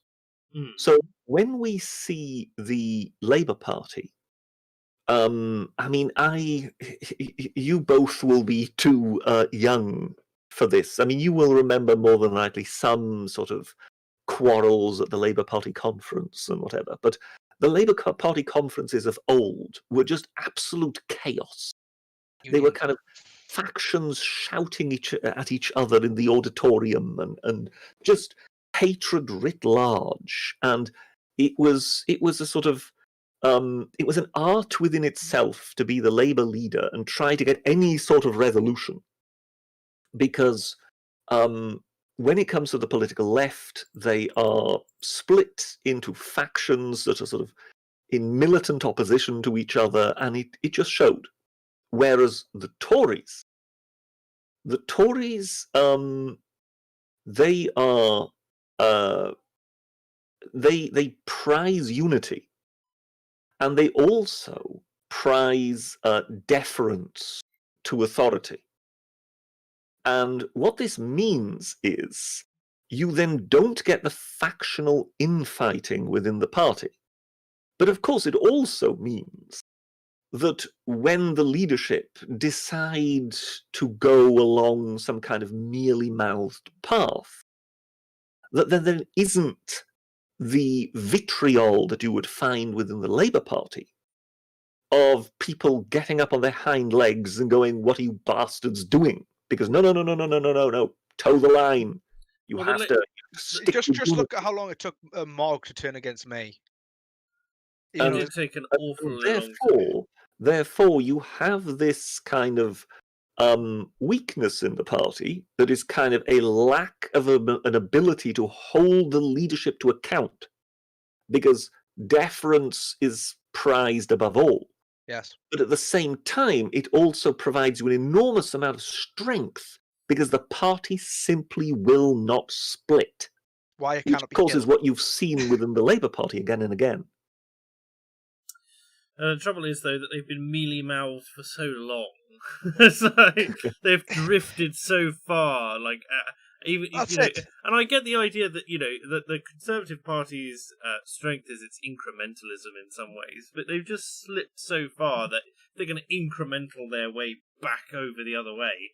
It's going to take another 25 years. Yeah, that's it. Unless you get a Thatcher figure turn up. But when's the last? And literally, it would have to be someone completely from out of field, because we have nobody who's sitting there or standing there. The next leader, I think, will be out of field. We can't have, and we won't. It's going to be Michael Gove at this rate. No, it's not. I don't. It's not going to be Sonny Archive. As long as it's neither Gove nor Hunt. The problem with getting a leader from out of field is that it has to be someone who first is agreed by the Conservative Parliamentary Party. It is only then put to the grassroots. So first the parliamentarians need to agree on the top two, and then the membership get to select from those two. Now the question is, will the parliamentarians ever select someone who is out of field? No.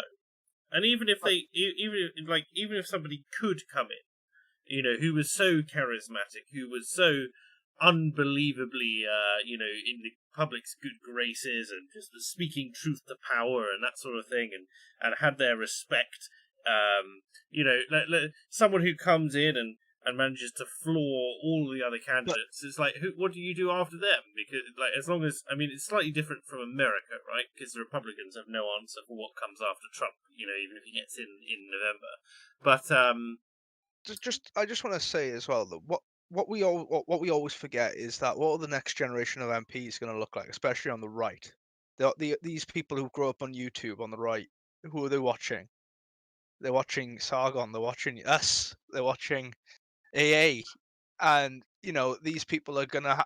This is what's going to be making up the voter bases in the constituency elections for seats, and you'll start getting MPs who probably watch us and watch AA, watch Sargon and stuff like that. And Owain, you definitely know how to scare a man. And it'll and you, British, can't forget about you. We need the.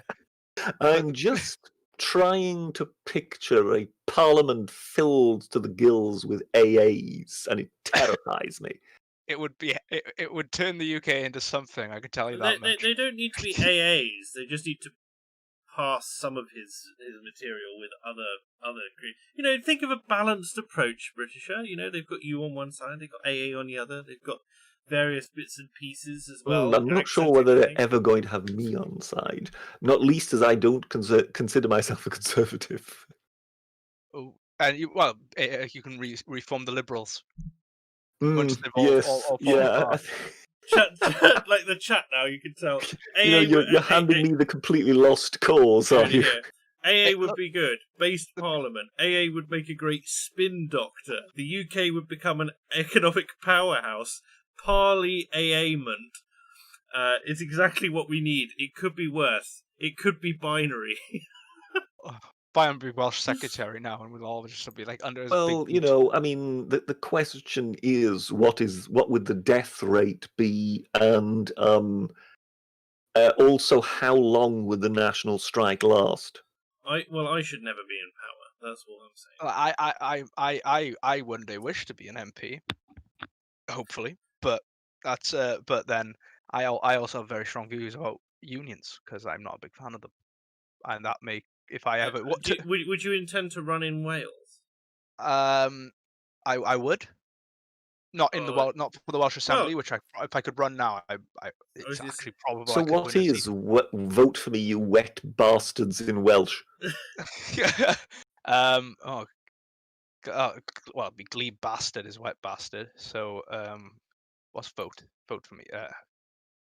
It's a Mcconaughey v. Glebe bastard, something like that. Oh well, there you go. So we've heard it here. We've heard it here first.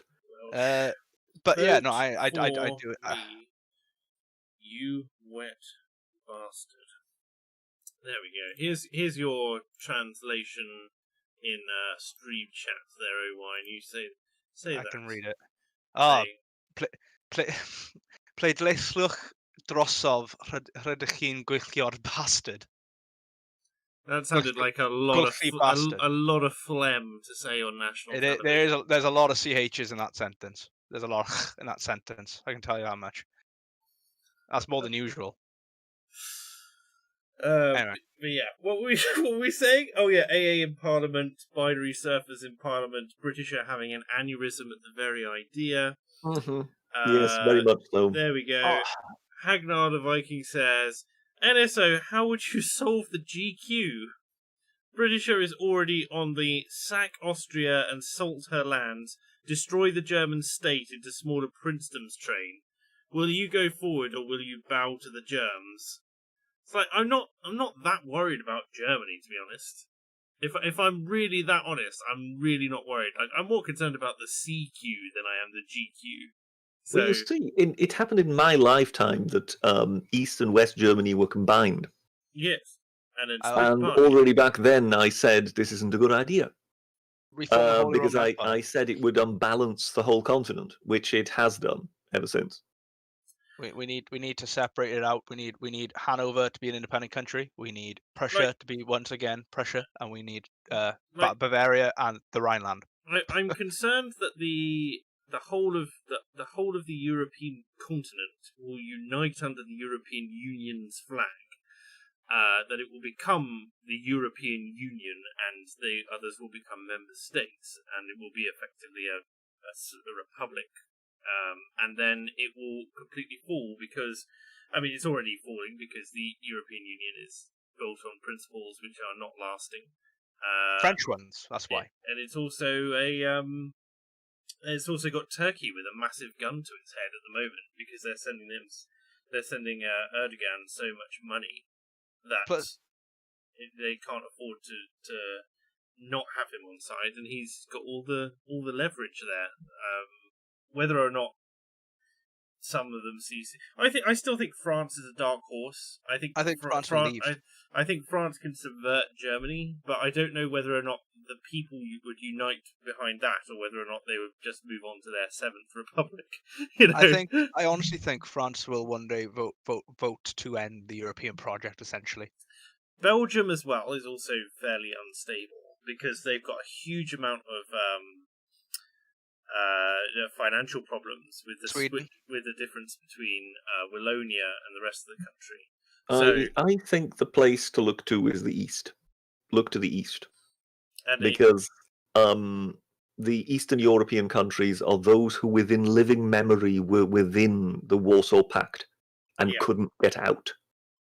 And if they in any way begin to feel trapped within the EU, feeling there is no exit from this, and that they would have to accept the diktats of another centre, once they sort of fully wake up to this, and Britain's Brexit and the non-trade deal that seems to be happening may well be the kind of wake-up call, then things could start moving very quickly. Because what appears to be the case here is the EU, Barnier and the lot, seem to be determined to somehow punish Britain for leaving, and wish to kind of, get their pound of flesh. They wish to punish Britain, but that basically would indicate to any other country, you can't leave or else we'll do this to you. Exactly, right.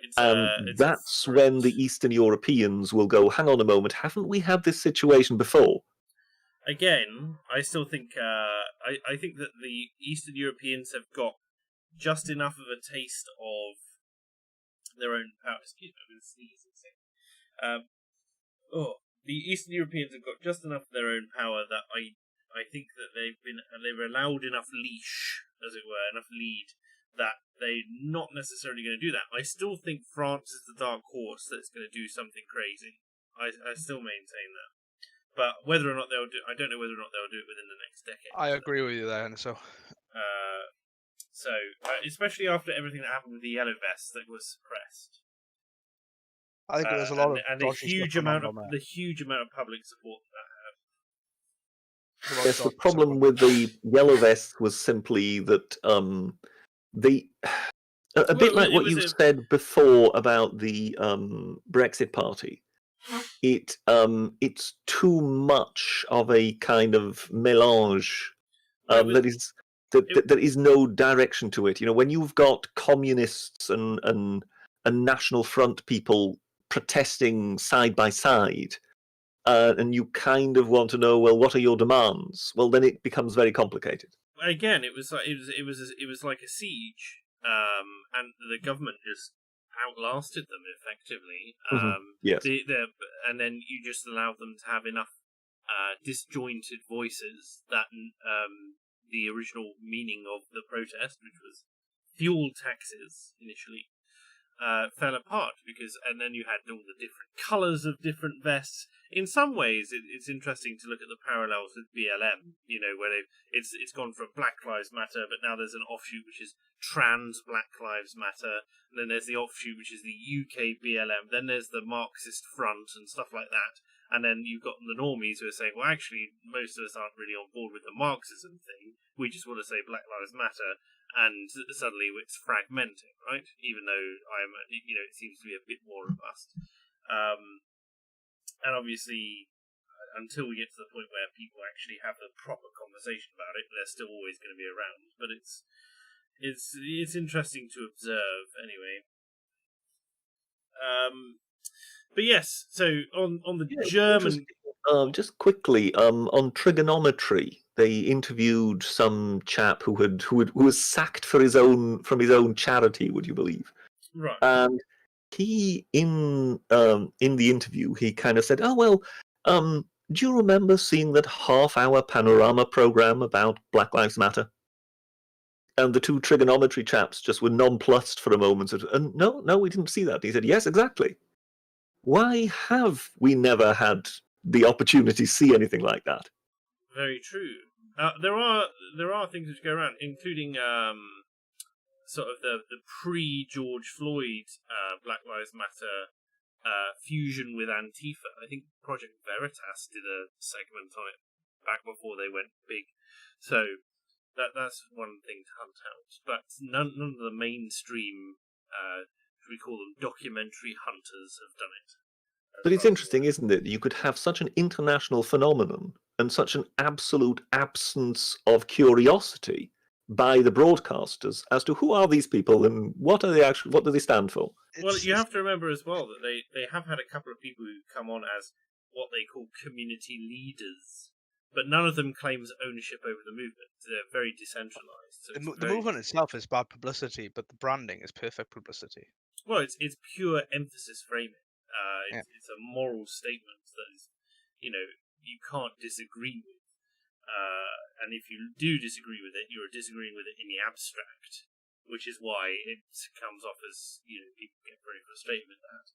Well, why can't you just say Black Lives Matter? It's like, well, there's always conceptual stuff going on around it and so on.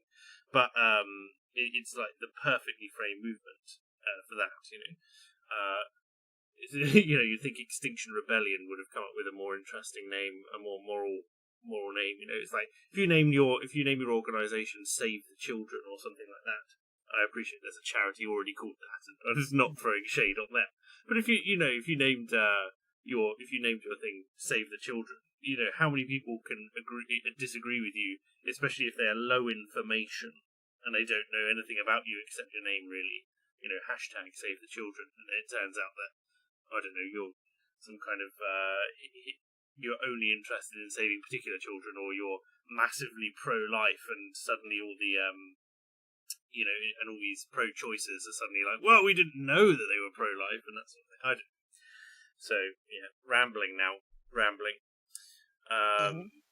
I just want to crack through the super chats here. Hagnar saying, "I'm just saying, you wouldn't need Brexit if the Germans exited before the EU got created."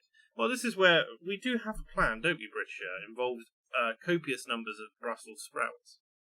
Yes, loaded in an Avro Lancaster. Yes. So there's that. What we need to do to solve the German problem is for Britain to retake Hanover, as is our rightful claim. We need to then to reform Prussia and give it back to the Kaiser, who would obviously be part of the British royal family, ensuring they were. That didn't work out well last time round. Yeah, I know, but we'll keep them closer this time. We can give Bavaria to Austria. The Austrians never do anything not to annoy us. And the Rhineland then can be its own little independent industry thing and part of like a Benelux R thing. How about that? What? So Benelux R. Well, I mean, essentially, you just want to, break them up into their old constituent parts. I mean, yes. I don't really see why one would have to hand Bavaria to the Austrians. You could just have Bavaria as it was. Throw the dog a bone, eh? Well, I mean, there was the independent kingdom of Bavaria. So, I'm aware. They once in a while got together with the Austrians, but as such, they were a separate entity. They have a very nice. I still wouldn't see any reason to make the Austrians any stronger than they already are. Bavaria had a very nice oppressed, if I remember correctly. It Back does. when They just, also had a completely mad king. Yes, the Mad King of Bavaria.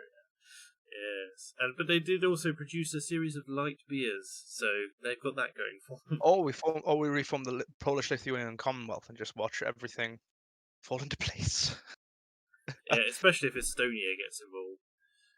Yes, the problem with reforming entities like that. I mean, we did reform Greece and such, And but created the nation of Belgium. You have to ensure that the Greeks... only way you actually ever get into a position to be able to do that is that you have to absolutely trounce the others in battle. And You also have to ensure when it comes to Greece that you set them up with a government that's going to enforce its taxation laws. things are so much easier in the 19th century. I don't know if I would describe things as easier. Yes, I don't think that was necessarily easy. Geopolitical terms. Thinking back, I mean, it was pretty much a world war. It was all right if you were certain people in society as well. It's I'm well aware. we don't talk about various famines and whatnot that went on, and it's just like, no. That was an accident.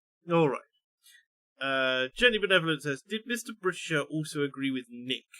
I think he's referring to. Oh, that was the infamous. It was, a leaders' debate on the BBC. Yes. And because they, for the first time ever, decided to allow the Lib Dems on because they felt the Lib Dems had sufficient support in the country to warrant it. Yes. Neither of the two leaders really knew what to do about the chap in the middle. And therefore it became a bit of a meme with either side, always going, "Oh, I agree with Nick." Which then just became, ludicrously funny. Here were Cameron and Gordon Brown wanting to have a go at each other, but always having to start every sentence with, "Well, I agree with Nick," which, yes, it was a humorist's nirvana, let's put it like that. I quite like that phrase, humorous nirvana. It's very evocative of you, Britisher. I vaguely remember watching that leadership debate. Like, I was just about politically active at that point. But there we go. Anakin Cringewalker says, "When Lord Protector Farage takes the helm, ... See, I don't know. Again, I still think Farage is really tired of politics. I think he does his thing. He's interested in doing his personal passion project on effectively, checking out the migrant boats in the Channel and that sort of thing. But when it comes to mainstream party politics, once again, I think it's going to take an awful lot to drag him back in, because I think he just hates it at this point. Like, there's no peace for him there. You know what I mean? So he's always going to be doing something which he helps him defend the realm. If he wants to, he sees himself a bit in that way. And I definitely think that what he's doing with the Channel stuff is worthwhile. But I don't think mainstream politics is really for him again. And given that the next electoral cycle won't be for another 4 years, you know what I mean? I don't know. I think he's only going to get more tired between now and then. Thoughts? So this is Mr. Farage. Nige, yeah. Because, I mean, one can see that he is getting tired of it slowly. But I think it's also that the mission is slowly coming to an end. He was tired of it in 2016. Yeah. So but just to make sure the mission was done. Well, yes, but what I mean, he has got an ability to kind of, reinvigorate himself if he gets his teeth into something. But yes, he is, and I think forever will be, the kind of Brexit man. It's very, very difficult to kind of recast himself into anything else. He is by far and away the most significant politician of his generation. Yes, I think so. But he is not someone who ever could really hope for a sort of, position in real leadership. He is only ever the chap who can lead a party that then influences the party that is in leadership, if you know what I mean. And I think this is this going back to where we started with new parties being founded. New parties on the right can only ever hope to influence the Tories. They can never hope to replace them. It is And the I most think successful that party more than ever. anything else is what eventually tired Nigel Farage out. Yes, possibly. I think also he spent so much time knowing that you're just being around dishonest people all of the time, surrounded by enemies, constantly being backstabbed, hounded by the media, called slurs, and so on. And as thick-skinned as he is, It'll take its toll upon anyone. He's going to take his toll on anyone. And I think he's not there. He doesn't have the benefit of the kind of the comfort of knowing that he's in the anointed Tory party where he can rely on the support of his people, even if it is more subtle backstabbing going on in there.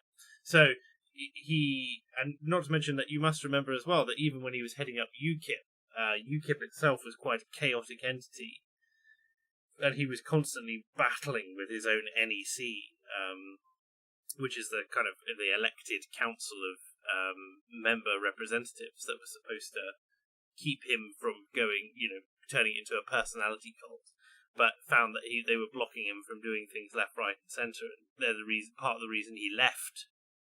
In the end, was not just because Brexit got done, but because he was so sick to death of the NEC and UKIP. So don't forget that the man has basically had no friends, only interests, if you will, in mainstream politics, I would say. But yeah, okay. Hangman Viking says, AA is a German spy. If they take over the government, it is time to take up arms. I think, I don't know about a German spy, an Austrian This is spy, taking maybe. an ever more weird turn, isn't it? Imagine if he was just like, I didn't realise your name was Merkel, academic agent. Your docs is now complete. But, yeah, no, I don't think so. I always doxed his real name there, but obviously most people know it. Jenny Benevolent says, if AA's in Parliament, I'm buying helicopter stocks now. Yes, we'd all make... say that sky high. We'd all make quite a lot of money off it before we were thrown out of our investment. But you know what happens in those revolutions, don't you? Eventually the guillotine gets to you. Yeah, well, I'm not saying that I'm going to be on... Chop.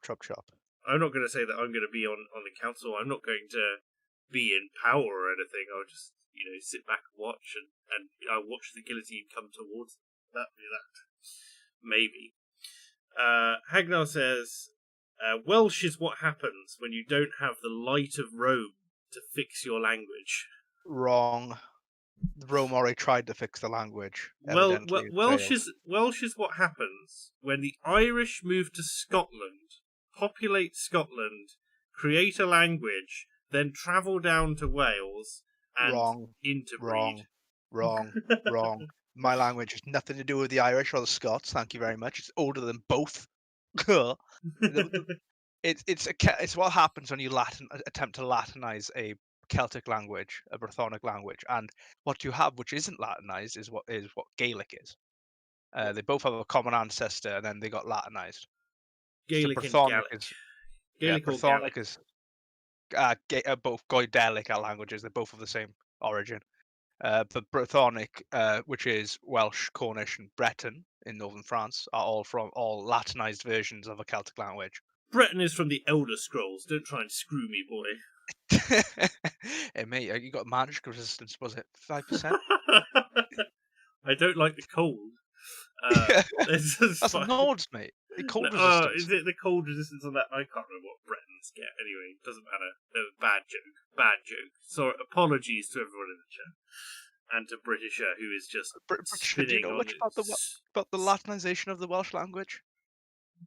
Absolutely no idea whatsoever. I would just assume that it had a lot of Latin in it, obviously, from the Roman occupation, and hence it just kind of intermingled and somehow ended up a complete mess somewhere in the Welsh hills. It could be considered, in some respects, a romantic language. I mean, you've got, as I say, you've got so many hills. Can you be sure that most of your your lexicon, when it was being transcribed, simply was misspelt because someone kept falling down the shale?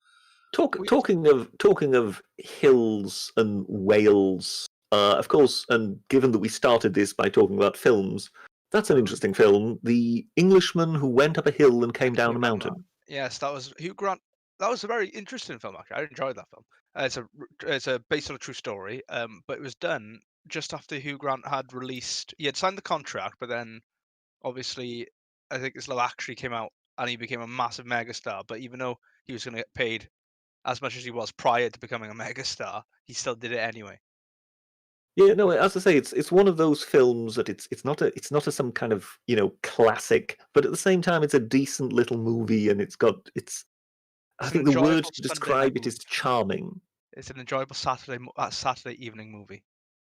So there you go, not so obvious. Another one for your very, very long list. What was it called again?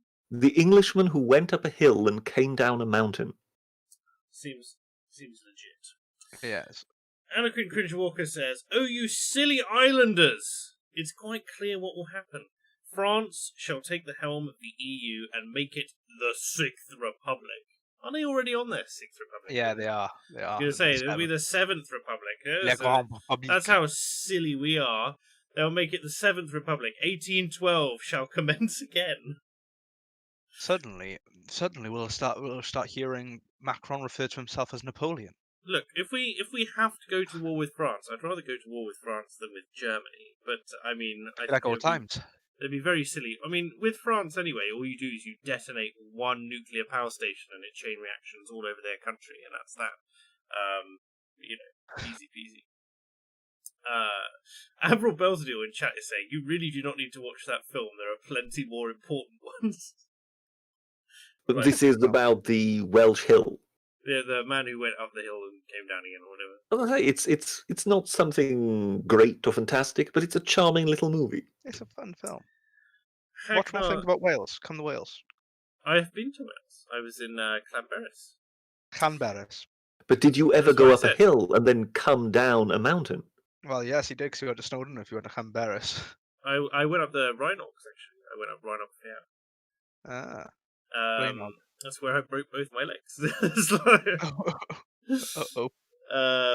Hagnar says, "Look at this Welsh small brain, thinking reforming Prussia and restarting the Kaiserreich won't end in more issues that can only be made by the Welsh. That take can only be made by the Welsh." How dare he?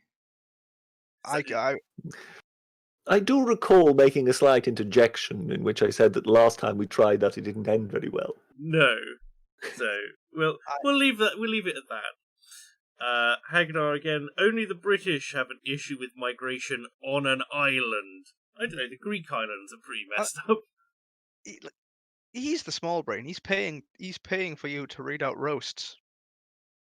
He's paying to roast you. Shh. Don't let him know that. He knows he's doing it. It's fine. I always enjoy. I get the joy of roasting you as the transmission from a member of my valued audience. So that's that. Madbeast Yeti says, "People complain how the Holy Roman Empire was a backwards, confusing, overcomplicated, inefficient, incompetent hellhole in the middle of Europe. But you know what? It sure kept the Germans occupied amongst themselves."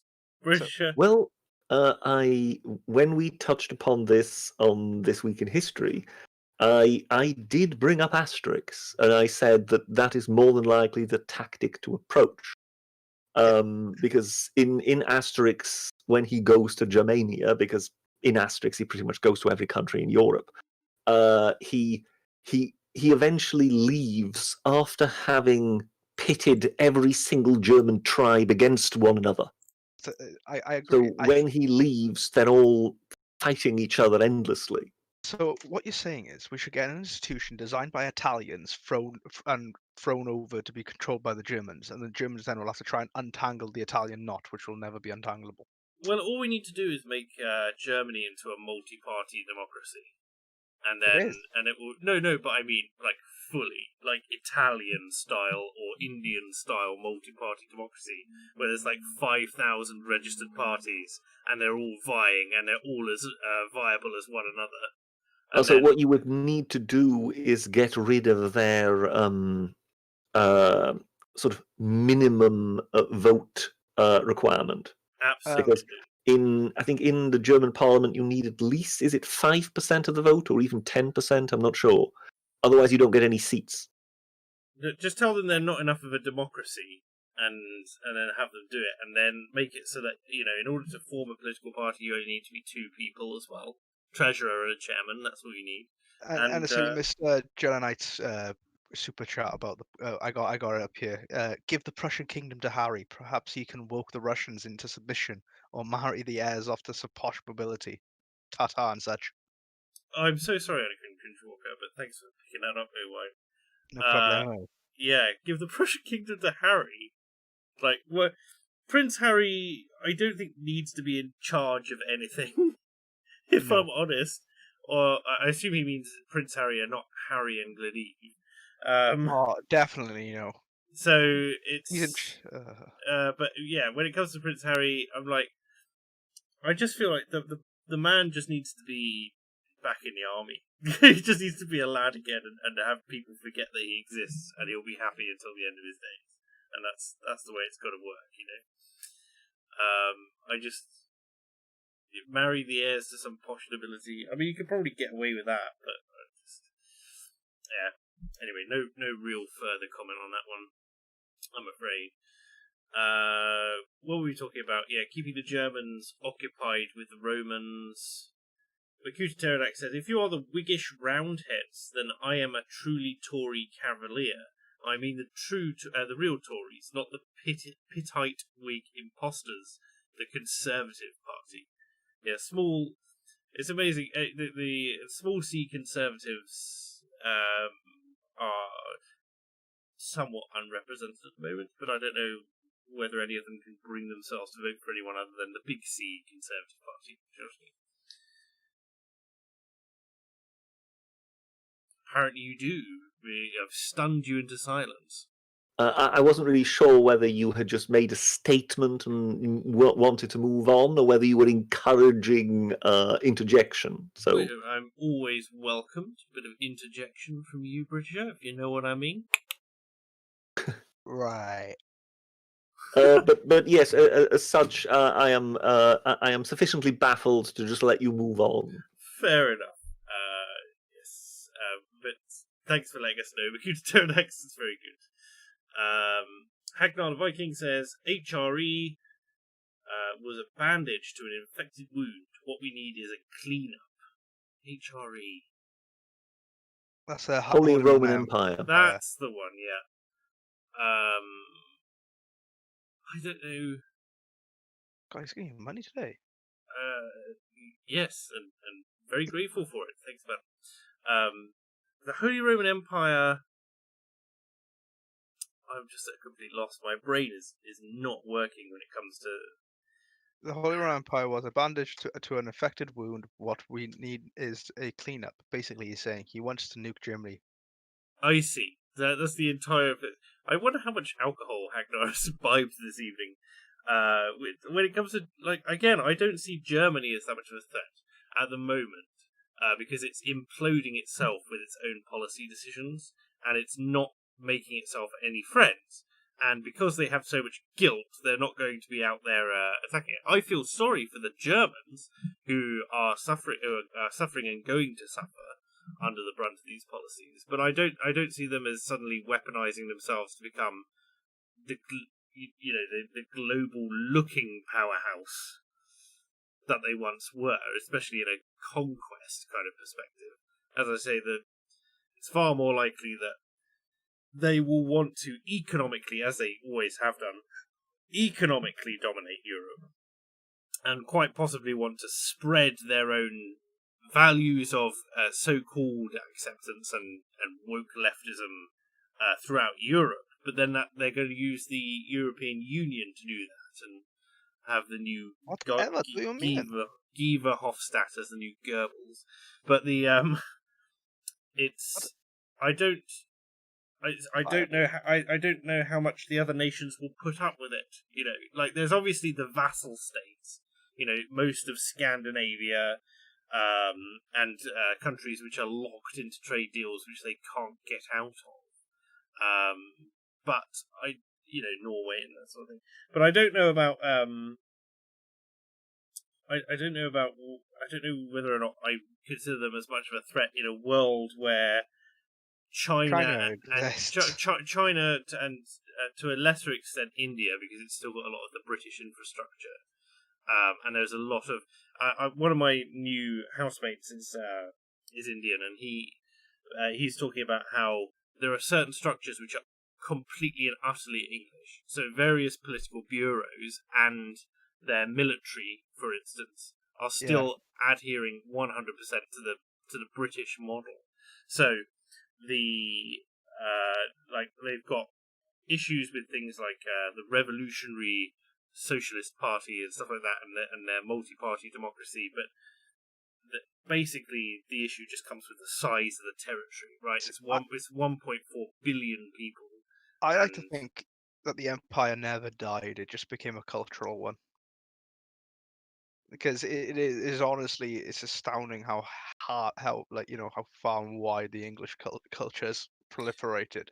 Well, India is the largest English-speaking country in the world because they have 2,000 languages and they just all use English. But it's amazing how I know that India is not perfect by any means, and it's been failed a lot. But most certainly not at all, obviously. But it's mad how they've managed to make that a democracy, as one massive democracy. It's insane. Anyway, I like the idea of it. The way you say it, kind of turned from a real empire into a cultural one. I think there's a certain amount of truth to that. And generally, empires tend to fade once they have spent their power. Meaning, once they have passed on what they were effectively set up to pass on to start with, then you no longer have that phenomenon of what have the Romans ever done for us, because now you are the Romans. Yes. And to a certain extent, that's what occurred. Now, in some places, I still think it was a shame that it didn't continue, because I think certain areas could have benefited greatly from further colonization, which, of course, today is unthinkable to say, but here I am saying it nonetheless, and I don't care. I agree. Because, I think particularly when it comes to the African continent or whatever, they would have greatly benefited from being moved on further than they were, whereby we eventually kind of left them to being run by corrupt tribal chieftains. Obviously, when we mean colonization, we don't necessarily mean implanting white people there or whatever. It means I say, doing dominionizing them, making giving them, uplifting them would be a word. Imparting the infrastructure, the actual institutions upon which a state is built. You have to also the traditions. You have to also impart the respect for those traditions, right? One of the reasons, as I say, India maintained a lot of its stuff was the groups that Britain effectively supported, the different Indian sects that were there. It's interesting that the broad range of things, like the south of India is not very Hindi at all, whereas the north is. And but the different sects that the British supported, they're going through there, are the ones who were willing to learn from them and also happened to be quite violent.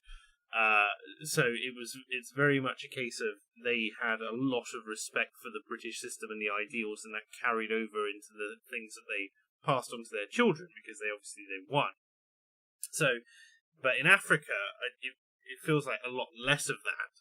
A lot of it was conquered territory and then kind of moved on because Africa was so enormous, and also there was so much competition over it. Britain took India through its naval strength, and also there wasn't really, they weren't really fighting with, for instance, the Asiatic nations for it. They just had, whereas for Africa, they're fighting the French and the Spanish and. Well, yes, but by the time we left, no one was fighting for it. Yes. Do you understand? So basically, it wasn't as if there was a great competition for everybody to want to have it. But we also know that by the time we left, it was costing us £2 for every pound that we put into it. Oh yes. It would strictly speaking have been. It would strictly speaking have been for us to hand the baton to the Americans and the Russians, who were the superpowers of the day, to continue the project that previously the French and the British had run. Mark, the other option was to form a union with France. The Franco-British Union was a very real prospect at one point. Ooh. Well, I'm glad that never happened. It came very close twice. But yes. I am aware that we've been running over our usual running time, so I'm going to power through the last few super chats and then bring us to a close. Hagnar saying, "I'm only here for Britannicus, NSO. You're just a middleman. You're still a beta, just not a Welsh one." Well, thanks, Hagnar. Well, I hope that I hope this stream has given you some respite from that notion. Thank you very much. I am not a beta, and I'm certainly not Welsh. But I absolutely loathe that concept of the alpha and the beta, because we are human beings, and the alpha and beta concept just doesn't apply to us. I'm sorry.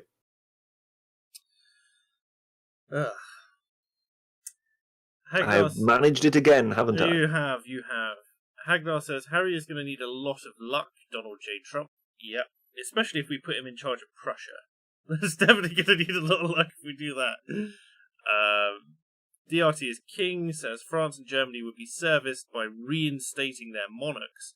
Agreed. Spain was benefited by her king. Constitutional monarchy is the safest and most stable form of government. Yeah. It's one of those weird things as well, because I was looking, back when I was looking at proportional representation as a possible option for Britain and whether or not I wanted to support that.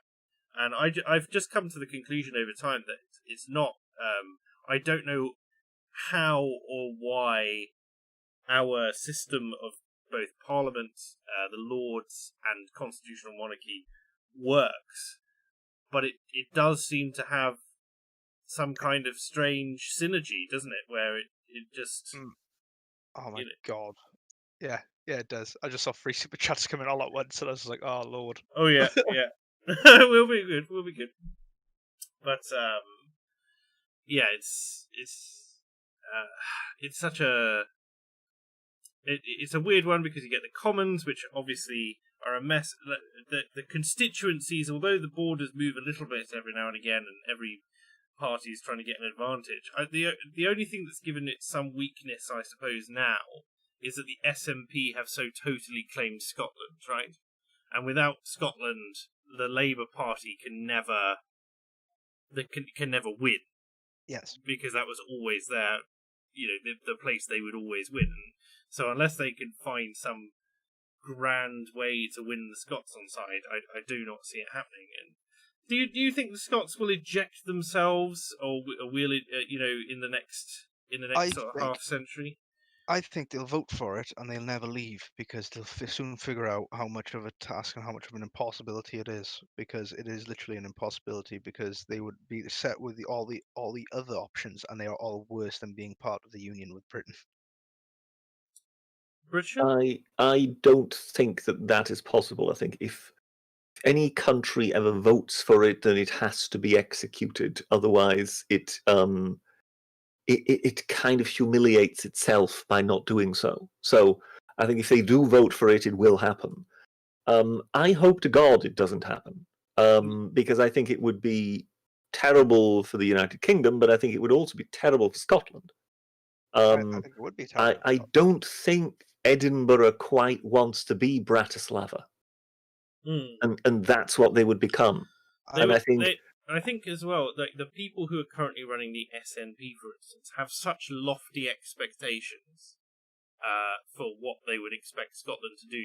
It's not like they would just go quietly into the night, right, and just become a minor bit player and want to. I think they would massively overstretch and completely, fuck over their Yes, people. I think they think they could be Britain 2.0, and that is just farcical. But you would have two situations. First, they would be Bratislava, and secondly, they would be situated next to a rival. Because the idea that basically Scotland basically tells the rest of the UK, we don't want to be with you anymore. And then, it just basically descends into nice neighbourly situations in which they're quarrelling over nothing. Well, sooner than you can imagine, there will be rivalries over certain issues, and they would be stuck next to a country several times their size and power. So yes, I really think they would become a sort of provincial little country, much as I really, we really wouldn't want them to be. But no. To my mind, the best thing for Scotland is still to prosper within the UK. Yes. I'm just terrified that they're being led by the nose down this sort of romanticized view of things, and I really don't think that's people in the modern age being led down a romanticized view of things. Well, I mean, just look at a lot of the way, a lot of the history that is being pumped out over there, where you've got the feeling this is sort of a romantic notion of the suffering of the oppressed. And I'm sorry, but 90% of this stuff isn't true. Whenever is it? It's rare, especially for us. I was just about to say, it's like in Wales now, we have this. It's never going to happen here, right? Number one, let's just get that straight. But we start to have an interesting idea come out through the Welsh independence people now. Instead, they've started thinking, well, Scotland looks like it's going to go at some point, so why not we just propose a confederation with Scotland? So it's not independence anymore they're wanting. It's basically, do you want to choose between Edinburgh and London? I mean, what would even... What was the term that Salmond used? An arc of prosperity, wasn't it? And he was referring to Ireland and Scotland and... The Celtic Federation is what they're dreaming of. They'd call it Scosh. No, they call it the Celtic Federation.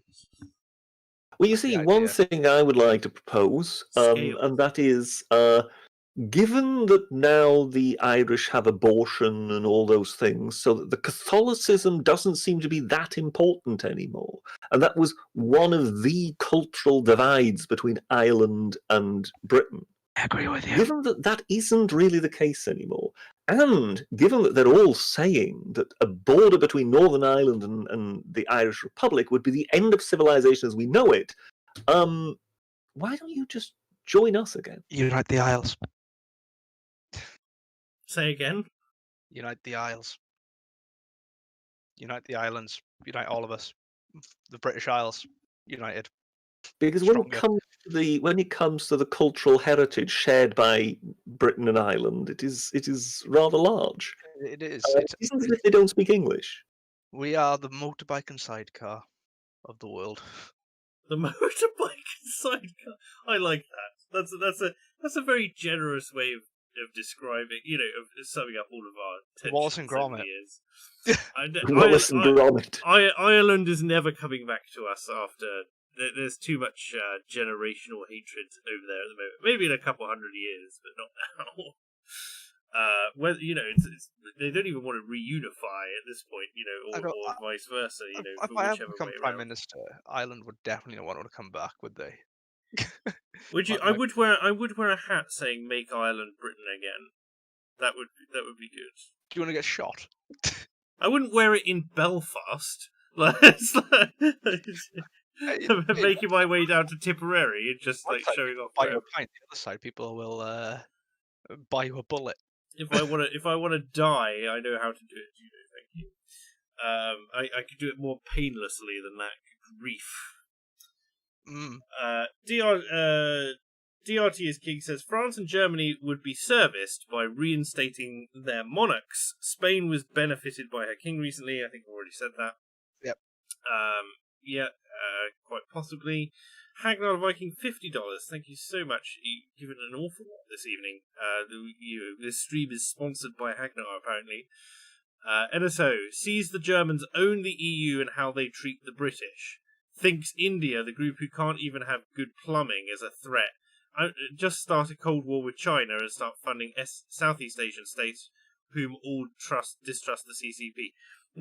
There's many different ways to do these things. India has its weaknesses, but economically it is enormous. And so again, like in terms of exerting influence over wider areas, India has potential. So I'm not saying it's in a state to do it now. I'm talking about in 100 years' time. Germany, I don't know where Germany is going to be in 100 years' time, but I fully expect Europe to be a conglomerate nation at that point. If Britain is smart, we would be buddying up with India tons and strengthening the Commonwealth as much as we possibly could right now, because we need India in the coming decades against the CCP. Well, I don't see any problem. What if, for example, greater trade integration with India is only offered by India on the condition of open borders? I don't think that would happen, but actually, that is exactly the sort of thing they're quarrelling about. They want greater immigration into Britain. Again, do you see how it's not always that simple? No, and it's about compromise. You can't compromise that, right? Because it's the one thing which we actually care about in this country, even if the politicians aren't talking about it. This experiment has been going on for the past 30 years. For God's sake. It's... I don't know what to do. I know a lot of... Yeah, I don't know what to do about that. I'm just going to say, and there we go. Mad Beast Yeti says, Britisher, how is your preparation for your campaign run for President of the World going? How will you be able to beat Nixon's massive lead in the robot vote? Or do you really think you are corrupt enough to be president? He doesn't get this. I know he doesn't. I am not interested in the presidency. It's kingship I'm after. I see. He's going to reform the system to the absolute monarchy that it was always meant to be. This is some reference to that sci-fi version of Futurama, that sci-fi version of the Simpson cartoon thing. Yes, Matt Groening, same producers. Yeah. Get him, Agnew. So yes, it's a great one. You just need to embrace the meme, Britisher. You know you're ahead of the chart. So why not embrace the meme? Moving on. Okay. Hikari Manakaniko, thank you for having an amazing name to pronounce. Alpha/Beta doesn't really apply to wolves either, it says. There we go. Hagnar says, Britannicus is so Chad that he evolved past the Alpha and Beta system. There you go. Rock out, British for that. Hagnar again saying, LMAO, picture thinking the Scots' voices matter after what the English did to save them to form the UK. It'll just happen again. It's entirely possible. Despite AA's calls to eject Scotland. We'll probably buy them out. We are actually a kindly nation, even if people currently call us the most evil, racist bastards on earth. And finally, Hagnar says, picture simping for a pope and not for Sol. So thank you for that. And on that note, I believe it is time to end. Bring us to a close here, but I hope you've all enjoyed this sort of bumper episode of Fake Accents Unite, 2.5 hours of it.